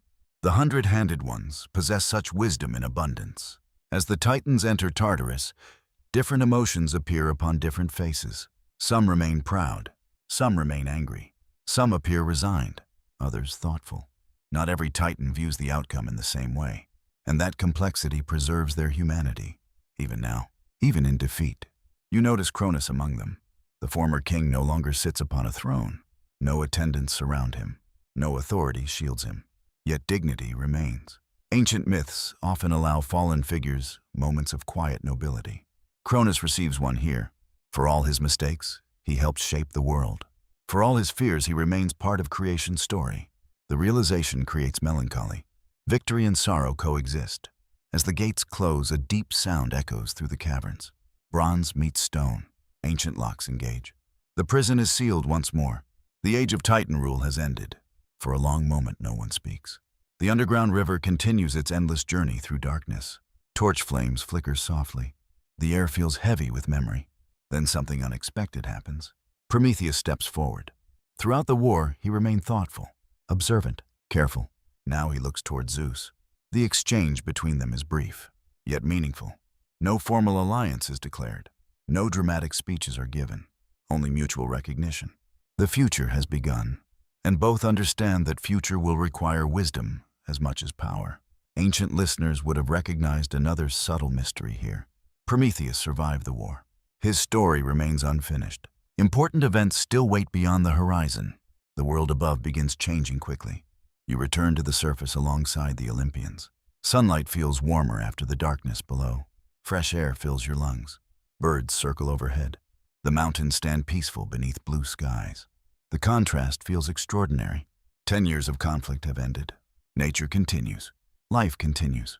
The world endures. Yet traces of the war remain visible everywhere. Broken ridges, scattered stones, ancient scars upon the landscape. Perhaps the Greeks saw something familiar in this. Human conflicts end, yet their marks often remain. Visible reminders of choices and consequences. As evening approaches, Zeus climbs a high ridge overlooking the world. You accompany him. The sea glimmers in the distance. Clouds drift peacefully across the sky. The air smells of pine and sun-warmed earth. For the first time in many years, silence feels genuine. Not the silence before battle, the silence after. Then another omen appears. A flock of birds suddenly rises from a distant forest. They spiral upward together before scattering across the heavens. The image feels symbolic. The world itself seems to exhale. A long season of struggle has passed. A new age begins. Yet even as the sun sinks below the horizon, one truth remains clear. Winning the cosmos is not the same as governing it, and the greatest challenges facing Zeus may still lie ahead. The first morning of peace arrives quietly. No thunder rolls across the mountains. No armies move through the valleys.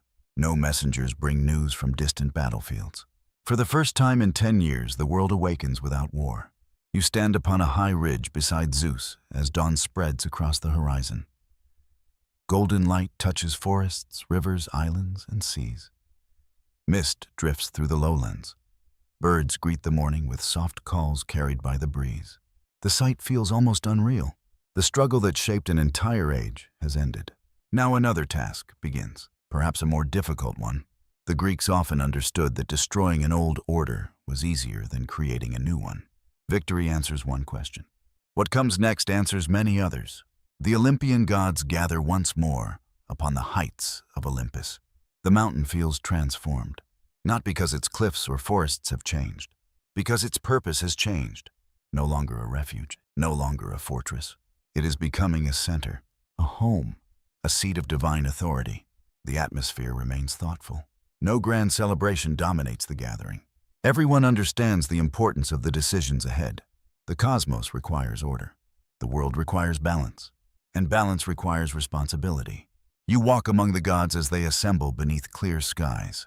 The scent of pine drifts through the warm morning air. Cloud shadows move slowly across distant valleys. Far below, the sea glimmers like polished silver. The beauty of the world feels especially vivid after so many years of conflict. Perhaps peace always sharpens appreciation. The discussion begins gradually. The question seems simple. How should the cosmos be governed? The answer proves more complicated.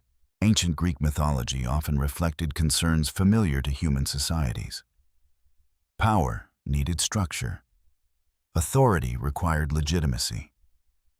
Even among gods, questions of leadership could not be ignored. The younger generation has won the war. Now it must build something lasting. Poseidon speaks first. The sea calls to him. Throughout the conflict, his restless energy often resembled waves striking a shore. Constant, powerful, unstoppable. No one seems surprised when he expresses a desire to rule the waters. The oceans connect islands, shape coastlines, and sustain countless forms of life. They also remain unpredictable, much like Poseidon himself. The connection feels natural. Hades remains quieter, as always, yet his perspective carries weight. The hidden realms fascinate him. Depth, mystery, silence, the unseen dimensions of existence. These qualities have followed him since his return from darkness. The future lord of the underworld already seems connected to that destiny. Meanwhile, Zeus listens, watching, considering. The years of leadership during the war taught him patience. Ancient audiences would have appreciated this development. The hidden child of Crete has become more than a warrior. He has become a ruler, and rulers must often listen before speaking. As the discussion continues, another memory returns. The first council upon Olympus, the uncertainty, the hesitation, the question of whether the siblings could truly unite. Now they stand together again. Stronger, wiser, changed. The callback feels meaningful. The mountain that witnessed their earliest hopes now witnesses their first attempt at building peace. Eventually, a solution emerges, one rooted in fairness, one rooted in trust. Lots will be drawn. The great domains of creation will be divided, not through conflict, not through rivalry, through chance guided by destiny. The Greeks often viewed such moments with fascination. Did fate influence the outcome? Did the gods choose? Or did some deeper order guide events? Ancient storytellers left room for interpretation. The mystery remains part of the myth's enduring power. The ceremony takes place beneath the open sky. The day is clear. A gentle wind moves through the mountain grass. Eagles circle high above the peaks. The atmosphere feels sacred. The cosmos itself seems to watch. The lots are cast. Silence follows. Then the results become known. Zeus receives the heavens, the sky, the clouds, the storms, the highest realm. The outcome feels almost inevitable. And yet, inevitability often appears obvious only after events occur. The countless omens throughout the story now seem to point here.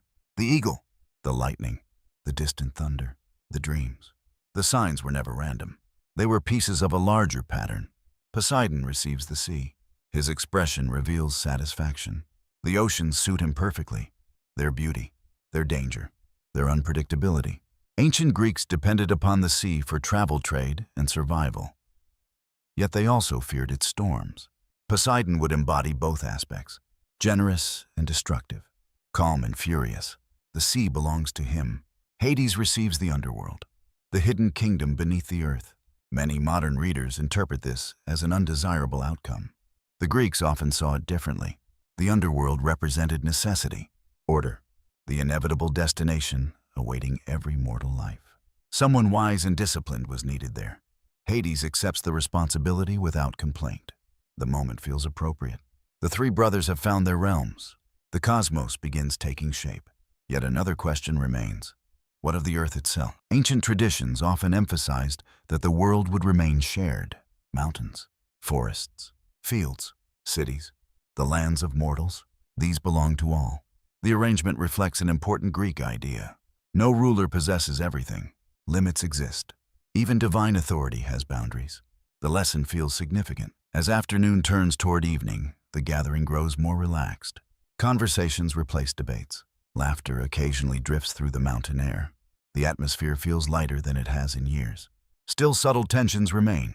Not hostility, potential. The future always contains possibilities. Poseidon and Zeus respect one another, yet their strong personalities may someday clash. Hades remains loyal, yet his realm separates him from the others. The seeds of future stories already exist. Ancient myths understand this truth. No ending remains permanent. Every conclusion creates new beginnings. As sunset approaches, the heavens become magnificent. Gold fades into crimson. Crimson fades into violet. The first stars emerge above the mountain. Zeus stands at the edge of a cliff overlooking the world. The sky now belongs to him. The realization feels enormous, not triumphant, sobering. The heavens are vast, the responsibility equally vast. Then one final sign appears. A single cloud forms above Olympus, despite the clear evening. Within it flickers a brief flash of lightning, soft, silent, almost gentle. The cloud dissolves moments later. No storm follows, only understanding. The sky has accepted its new ruler, and beneath the first peaceful stars of the new age, the division of the cosmos is complete. Peace settles across the world. Not perfect peace, not permanent peace, but peace nonetheless. The mountains stand quiet beneath clear skies. Rivers flow through fertile valleys. Merchant ships begin crossing familiar sea routes once more. Sacred groves fill with birdsong instead of rumors of war. The age of conflict has given way to the age of rebuilding. You stand upon Olympus as summer sunlight warms the stone terraces of the mountain. The air smells of pine wildflowers and fresh earth. Clouds drift lazily beneath the highest peaks. The world feels renewed. Yet for Zeus, a different challenge is beginning. The Greeks often understood that victory carries hidden costs. A throne offers authority. It also offers burdens. The higher a ruler rises, the more responsibilities gather around him. Zeus now discovers this truth. The sky belongs to him. The heavens answer his command. Yet power does not simplify life. It complicates it. Each decision affects countless others. Each judgment creates consequences. Each promise must eventually be honored. You walk with Zeus through the growing halls of Olympus. The mountain is changing rapidly. Sacred spaces are being established. Great halls take shape. Altars are raised. Paths connect temples and gathering places. The future home of the gods is beginning to emerge from stone and vision. Ancient Greeks often imagined Olympus not merely as a mountain, but as an ideal court. A place where divine order reflected the structure they hoped to see within human society. Justice, hospitality, balance, responsibility. Those ideals now require guardians. Among the figures helping shape this new age, one stands out more clearly with each passing season. Hera. She has been present since the beginning of the Olympian struggle. She endured imprisonment within Cronus. She survived war. She helped guide crucial decisions. Yet only now does her role begin expanding fully. You find her standing upon a marble terrace overlooking the world below. The afternoon sun reflects from distant seas. Warm winds move through her dark hair. There is dignity in her posture, confidence in her gaze. The future queen of Olympus already feels unmistakable. Ancient Greek audiences often saw Hera through multiple lenses. She was associated with marriage, family queenship, and legitimacy. Yet mythology rarely presents her as simple. She possesses strength, pride, intelligence, deep emotions. The complexity makes her memorable, and deeply human despite her divinity. As Olympus grows, Zeus increasingly turns to her for counsel. The conversations begin quietly. Discussions about governance, about alliances, about rituals, about the countless details involved in transforming victory into stability. Again and again, Hera offers perspectives others overlook. Ancient listeners would have appreciated this. Kingship requires partnership. No ruler sees everything alone.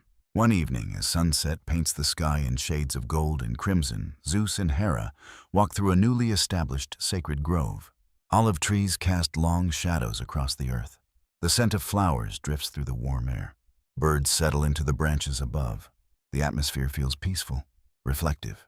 Their conversation moves beyond politics, beyond strategy, toward deeper questions. What kind of kingdom should Olympus become? What mistakes must never be repeated? How does a ruler avoid becoming what he once opposed? The questions matter, because history offers warnings. Uranus feared his children. Cronus feared his children. The cycle remains fresh in memory. Ancient Greeks often explored the danger of repeating inherited patterns. The past exerts influence, yet it does not dictate destiny.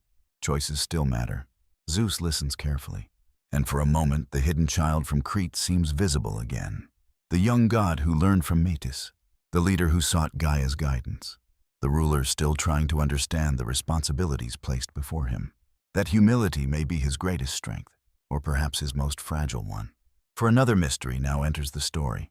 Can power change even the wisest ruler? The question lingers quietly beneath the surface. The Greeks certainly believed it could.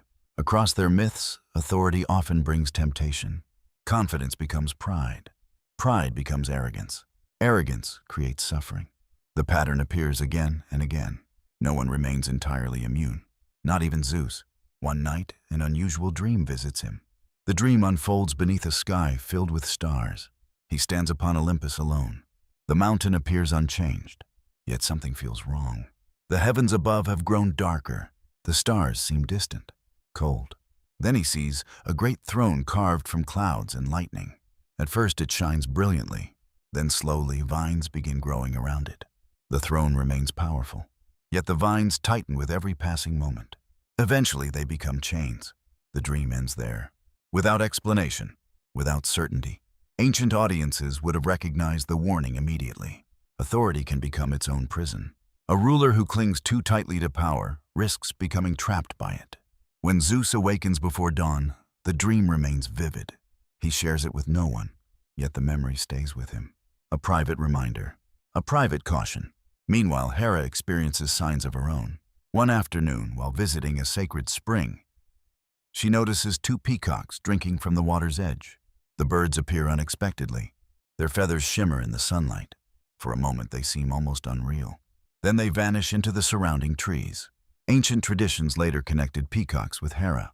Whether this symbolism emerged early or developed gradually remains uncertain. Historians continue debating such details, yet within the story the image feels meaningful. Another omen, another thread in the tapestry of destiny. As seasons pass, Olympus continues flourishing. Festivals begin. Sacrifices are offered. Songs celebrate the end of the Titanomachy. Across the Greek world, future generations will remember these events through rituals and stories. The victory becomes more than history. It becomes tradition, religion, identity. The myths start shaping the lives of mortals. Yet even amidst celebration, Zeus occasionally finds himself standing alone at night, looking toward the stars, remembering the cave on Crete, remembering the prophecy, remembering the burdens carried by those who ruled before him. The memories keep him grounded, for now. As another evening settles across Olympus, clouds gather briefly above the highest peak. A single flash of lightning illuminates the sky. Then darkness returns. No storm follows, only silence, only possibility. The heavens remain calm. But somewhere beyond the horizon, new challenges are already beginning to stir. And one titan in particular has not yet finished shaping the future. Prometheus is still watching, still thinking, still wondering what place humanity may hold in the new world Zeus is creating. The years following the Titanomachy bring a season of growth. Olympus thrives beneath clear skies. Sacred halls gleam in the sunlight. Festivals fill the mountain with music, laughter, and ritual. Across the world, rivers continue their journeys, forests spread across hillsides, and ships cross familiar waters. The scars of war remain, yet life moves forward. You stand upon a marble terrace overlooking the sea. Morning light shimmers across distant waves. Cool breezes drift upward from the valleys below. The world feels balanced, at least for the moment. Yet beneath that balance, new questions are beginning to emerge. Questions not about gods, questions about mortals. And at the center of those questions stands Prometheus. You find him walking through a remote countryside far from Olympus. The landscape feels peaceful. Wildflowers cover the meadows. Olive trees cast gentle shadows across the earth. Streams flow quietly between patches of green grass. Prometheus moves slowly, thoughtfully, as always. The war may have ended, but his habit of reflection remains unchanged. Ancient Greeks remembered him as a figure deeply connected to humanity. Even before the famous stories that would later define him, something about his character points in that direction. He notices what others overlook. He wonders about futures others ignore. And increasingly, his attention turns toward mortal life. The villages scattered across the countryside fascinate him. Farmers tending fields, families sharing meals beside evening fires, fishermen repairing nets near the shore. Simple scenes, yet meaningful ones. The Greeks often used mythology to explore the relationship between gods and mortals. The divine realm influenced human lives, but humanity possessed its own dignity, struggles, and aspirations. Prometheus seems to understand this better than most. One evening, he sits beside a river as twilight settles across the land. The air smells of water reeds and growing crops. Birds call softly from nearby trees. The first stars appear overhead. The atmosphere feels serene. Then another vision arrives, or perhaps a dream experienced while waking. The boundary remains unclear. Ancient traditions often allowed such ambiguity. Prometheus sees countless generations of mortals stretching into the future. Cities rising, temples being built, ships crossing distant seas, poets singing stories beneath the stars. The image expands further. He sees learning, craftsmanship, discovery, the gradual unfolding of human potential. Then the vision darkens. Cold nights, hunger, fear, communities struggling against forces beyond their control. The contrast feels striking. Humanity possesses possibilities, yet lacks something essential. The vision ends before revealing more. Prometheus remains seated beside the river long afterward. The water continues flowing. The stars continue appearing. But the questions remain. What responsibilities do the gods hold toward mortals? How much should be given? How much withheld? The answers seem uncertain, and uncertainty often creates tension. Meanwhile, Zeus continues establishing order across the cosmos. You return briefly to Olympus. The mountain glows beneath the afternoon sun. Sacred fires burn within newly completed temples. The scent of incense drifts through open courtyards. The atmosphere feels confident, stable. The sky answers to its ruler. The seas answer to Poseidon. The underworld answers to Hades. The divisions established earlier continue functioning well. Yet leadership always creates challenges. The dream of the chained throne still lingers within Zeus's memory, though he rarely speaks of it. The warning remains private, a reminder that authority can become a burden if held too tightly. One afternoon, Zeus meets with Prometheus upon a high terrace overlooking the world. The conversation begins warmly. Respect exists between them. The war forged that respect. Prometheus supported the new order when many others hesitated. His wisdom proved valuable. Yet as the discussion unfolds, subtle differences begin emerging. Prometheus speaks often of mortals, their struggles, their possibilities, their future. Zeus listens, but his responsibilities stretch across the entire cosmos. His perspective remains broader. The distinction feels small at first, almost insignificant. Yet ancient myths often begin conflicts this way, not through hatred, through differing priorities, through differing visions. The conversation ends peacefully. Still something lingers, a shadow of future disagreement, a question not yet answered. The Greeks frequently understood conflict as emerging from sincere beliefs rather than simple malice. That complexity makes the relationship between Zeus and Prometheus compelling. Neither acts from cruelty. Both believe they are protecting something important. As summer turns toward autumn, strange signs begin appearing across the world. Nothing dramatic. Nothing immediately alarming, yet noticeable. Campfires seem unusually fascinating to Prometheus. Forge fires draw his attention. The glow of torches during festivals captures his gaze. Again and again, the imagery of flame returns. Ancient audiences would have recognized the symbolism. Fire represented more than warmth, more than light. It symbolized knowledge, creation, transformation, civilization itself. The recurring motif feels deliberate. One evening, while visiting a sacred grove, Prometheus discovers an unusual omen.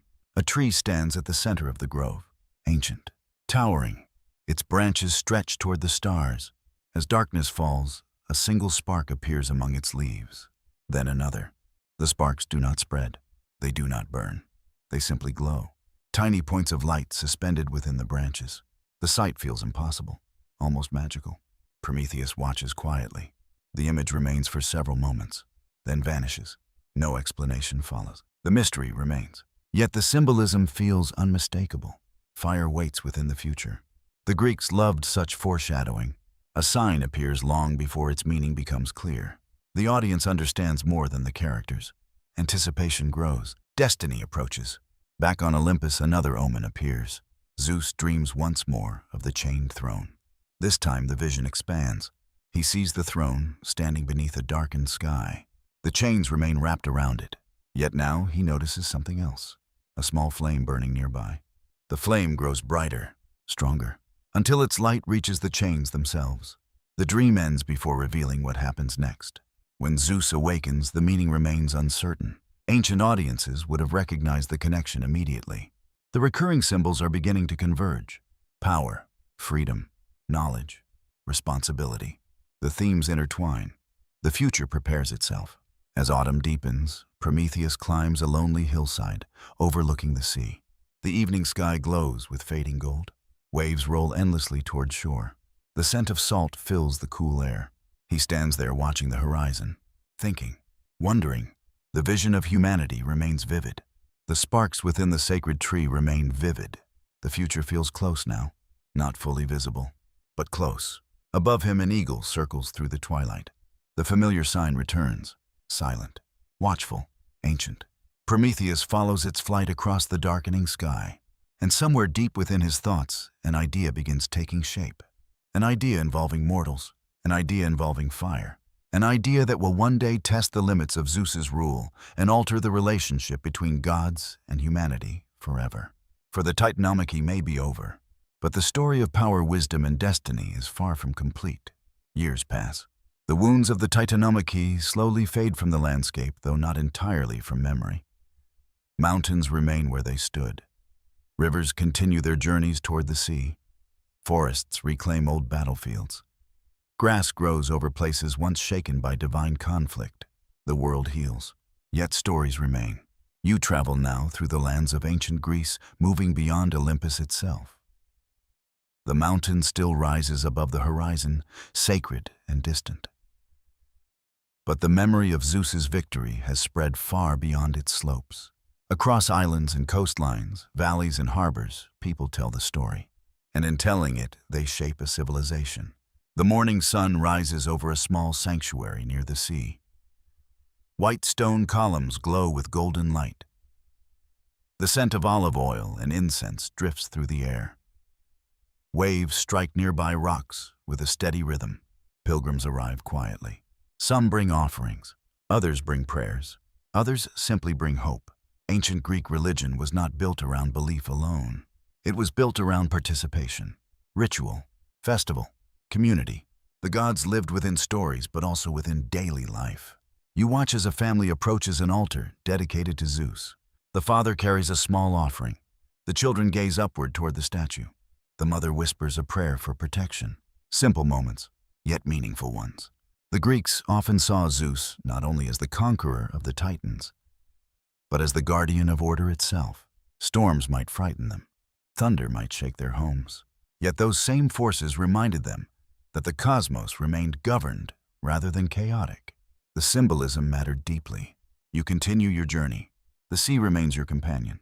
Ships move across bright waters beneath white sails. Harbor towns bustle with activity. Merchants unload cargo from distant islands. Fishermen repair nets beneath the shade of wooden structures. Life flourishes, and everywhere the myths endure. In one city, a festival fills the streets. Musicians play flutes beneath banners fluttering in the breeze. Sacred fires burn before temples. Citizens gather to hear poets recite ancient tales. You pause to listen. The storyteller speaks of the hidden child on Crete, the swallowed gods, the war among the mountains, the thunderbolt, the fall of Cronus. The audience listens attentively. Some know every detail already, yet they listen again. The Greeks valued repetition in storytelling, not because stories remained unchanged, because each retelling deepened understanding. Each generation found new meanings. You notice something interesting. The poet does not describe Zeus simply as powerful. He describes him as just, wise, protective. The distinction reveals something important. Myths evolve alongside the communities that preserve them. People often emphasize the qualities they most value. Historians continue debating how local traditions shaped different versions of Greek mythology. The surviving evidence suggests remarkable variety. Different cities emphasize different aspects of the gods. Different regions preserve different details. Yet the central themes remain surprisingly consistent. Order overcoming chaos, wisdom overcoming fear, renewal following struggle. The lessons endured. As afternoon approaches, you travel inland toward a mountain sanctuary. The path winds through forests fragrant with pine and cedar. Birds sing among the branches overhead. Cool air drifts down from higher elevations. The journey feels peaceful, reflective. Along the way, you encounter ancient stones covered with inscriptions. Some are damaged, others remain surprisingly clear. Modern archaeologists have uncovered countless such fragments throughout Greece. Broken temples, weathered altars, pieces of forgotten dedications. Together, they provide glimpses into how real communities honored their gods. The myths lived not only in poetry. They lived in stone. You eventually reach the sanctuary. It stands upon a hillside, overlooking a broad valley. Marble columns gleam beneath the afternoon sun. The scent of incense hangs in the warm air. A sacred flame burns continuously near the entrance. The scene feels timeless, ancient, serene. Inside murals depict familiar moments. Zeus hidden as an infant. The release of the imprisoned gods. The battle against the Titans. The division of the cosmos. Each image transforms memory into art. The Greeks understood that stories must be preserved, not merely remembered, shared, celebrated, passed onward. You spend the evening within the sanctuary. As darkness settles, priests light additional lamps throughout the halls. Golden light reflects from polished stone surfaces. The scent of olive oil grows stronger. Outside, stars begin appearing above the valley. The atmosphere feels deeply peaceful, a place where memory and devotion meet. One elderly storyteller sits beside the sacred fire. His voice is soft, calm. The listeners gather around him. He speaks not of battles, not of victories, but of lessons. Cronus feared the future and suffered because of it. Zeus accepted responsibility and grew because of it. The distinction matters. Ancient audiences rarely treated myths as simple entertainment. Stories contained guidance, warnings, reflections upon human nature. The Titanomachy remained meaningful because its themes felt universal: fear, power, family, destiny, choice. The storyteller finishes speaking. The listeners remain silent for a moment. The fire crackles gently. Outside, wind moves through distant trees. The night feels vast. Then another mystery emerges. A young listener asks a question. Did the Titans truly deserve their fate? The sanctuary grows quiet. The question feels important, even centuries later. The storyteller smiles thoughtfully. His answer remains uncertain, perhaps intentionally so. The Titans opposed the new order, yet they also helped create the world. History rarely divides itself neatly into heroes and villains. The Greeks understood that complexity, and perhaps that understanding helped their myths endure. As midnight approaches, you leave the sanctuary and step beneath the stars. The valley stretches below. The heavens stretch above. The world feels calm, yet memory remains alive everywhere. Within temples, within stories, within festivals, within ordinary lives. The war may have ended long ago, but its meaning continues unfolding. And as you gaze toward the distant silhouette of Olympus beneath the moonlight, another realization emerges. The greatest legacy of Zeus's victory was not the defeat of the Titans. It was the creation of a story powerful enough to survive across generations. A story still being told beneath the stars. Even now, night settles gently across the world. The sea reflects the moon like polished silver. Mountain ridges rest beneath the stars. Forests sway softly in the cool wind. Sacred fires burn quietly before temples and shrines, their golden light flickering against ancient stone. The long journey is drawing to its end. You stand once more upon the heights of Olympus. The mountain feels familiar now. You have walked its paths through war and peace. You have watched storms gather beyond its slopes. You have seen gods rise, kingdoms fall, and destinies unfold beneath the heavens. Everything seems quieter tonight. The years have passed. The battles have become memories. The wounds of the Titanomachy have softened into stories, yet memory remains powerful. Ancient Greeks understood this well. A civilization survives not only through cities and temples, it survives through remembrance, through the stories people choose to carry forward. You walk slowly along a marble terrace overlooking the sleeping world below. The air smells of pine olive trees and distant sea salt. A gentle breeze moves across the mountain. The stars shine with remarkable clarity above. Somewhere beyond the horizon, fishermen rest in coastal villages. Farmers sleep beside fertile fields. Families gather around hearth fires. Poets dream of stories yet to be told. The world continues, and in countless ways, the victory of Zeus helped shape that world. Not because he was perfect. The Greeks never imagined perfection. Their gods possessed flaws, contradictions, passions, mistakes. Instead, Zeus represented something else, the possibility that order could emerge from conflict, that fear could be overcome, that the future could arrive despite every attempt to stop it. You pause beside a sacred flame burning near the edge of the terrace. Its light reminds you of many things: the fire beside the cypress grove where the story began, the forge of the Cyclopes deep beneath the earth, the festival fires illuminating Greek sanctuaries, the sparks that fascinated Prometheus. Again and again fire appeared throughout the journey, a symbol of continuity, a symbol of transformation. The Greeks often used recurring images this way. The meaning deepened each time they returned.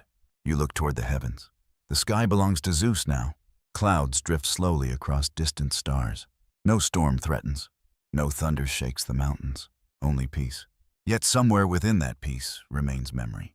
For Zeus himself remembers.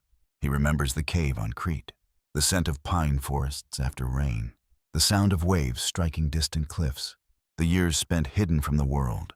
He remembers Metis and her wisdom, Gaia and her warnings, the imprisoned siblings waiting in darkness, the long years of war, the burden of leadership, the fall of Cronus. Victory did not erase those memories. It was shaped by them. Ancient audiences often found meaning in such reflections. A ruler who forgets the past risks repeating it. A ruler who remembers gains perspective. The lesson remains timeless. Far below the world sleeps beneath the stars. The mountains stand silent. The rivers continue flowing toward unseen seas. The natural world endures just as it did before the first prophecy was spoken, before Uranus feared his children, before Cronus seized the throne, before Zeus was born. There is comfort in that continuity. Human lives pass. Kingdoms rise and fall. Generations replace one another. Yet certain things remain. The sea, the stars, the wind moving through the trees. The Greeks often found beauty in this balance between permanence and change. Nothing lasts forever. Yet not everything disappears. Stories remain. Memory remains. Meaning remains. You think of Cronus for a moment. The defeated king. The fearful father. The tragic ruler who spent his life trying to escape destiny. Ancient myths rarely encourage simple judgment. Cronus made terrible choices. Yet he also carried wounds inherited from those before him. Fear passed from Uranus to Cronus. The cycle might have continued forever. But somewhere along the way, another possibility emerged. Choice. Zeus chose differently. Not always perfectly, not always wisely, but differently. That distinction altered the future. Perhaps that is one of the deepest lessons hidden within the myth. Destiny matters, yet choices matter too. The two move together like stars reflected upon the sea, neither completely controlling the other. The night grows deeper. The breeze grows softer. The sacred flame beside you burns steadily. Somewhere high above Olympus, an eagle crosses the sky. The familiar sign appears one final time. Its silhouette passes briefly before the moon, then disappears into the darkness. The image feels fitting. The watcher has completed its journey. The prophecy has fulfilled itself. The story has reached its resting place. You continue walking slowly along the terrace. The marble feels cool beneath your feet. The stars seem brighter than ever. The world below grows quieter. And now, as the night deepens and the mountain rests beneath the heavens, you allow yourself to simply observe. The sea breathing against distant shores, the forests whispering beneath the wind, the sacred fires glowing softly in forgotten valleys, the endless sky stretching above everything. Nothing demands your attention. Nothing asks for effort. The battles are over. The storms have passed. The thunder has faded into memory. Only the quiet remains. A peaceful quiet. An ancient quiet. The kind of quiet that existed before the story began and will continue long after it ends. So you stand beneath the stars for a little while longer, watching the heavens, feeling the cool air, listening to the distant rhythms of the sleeping world. And as the final lights of Olympus glow softly against the darkness, you drift gently into the silence beyond the myth, into the calm beyond the storm, into the peaceful night.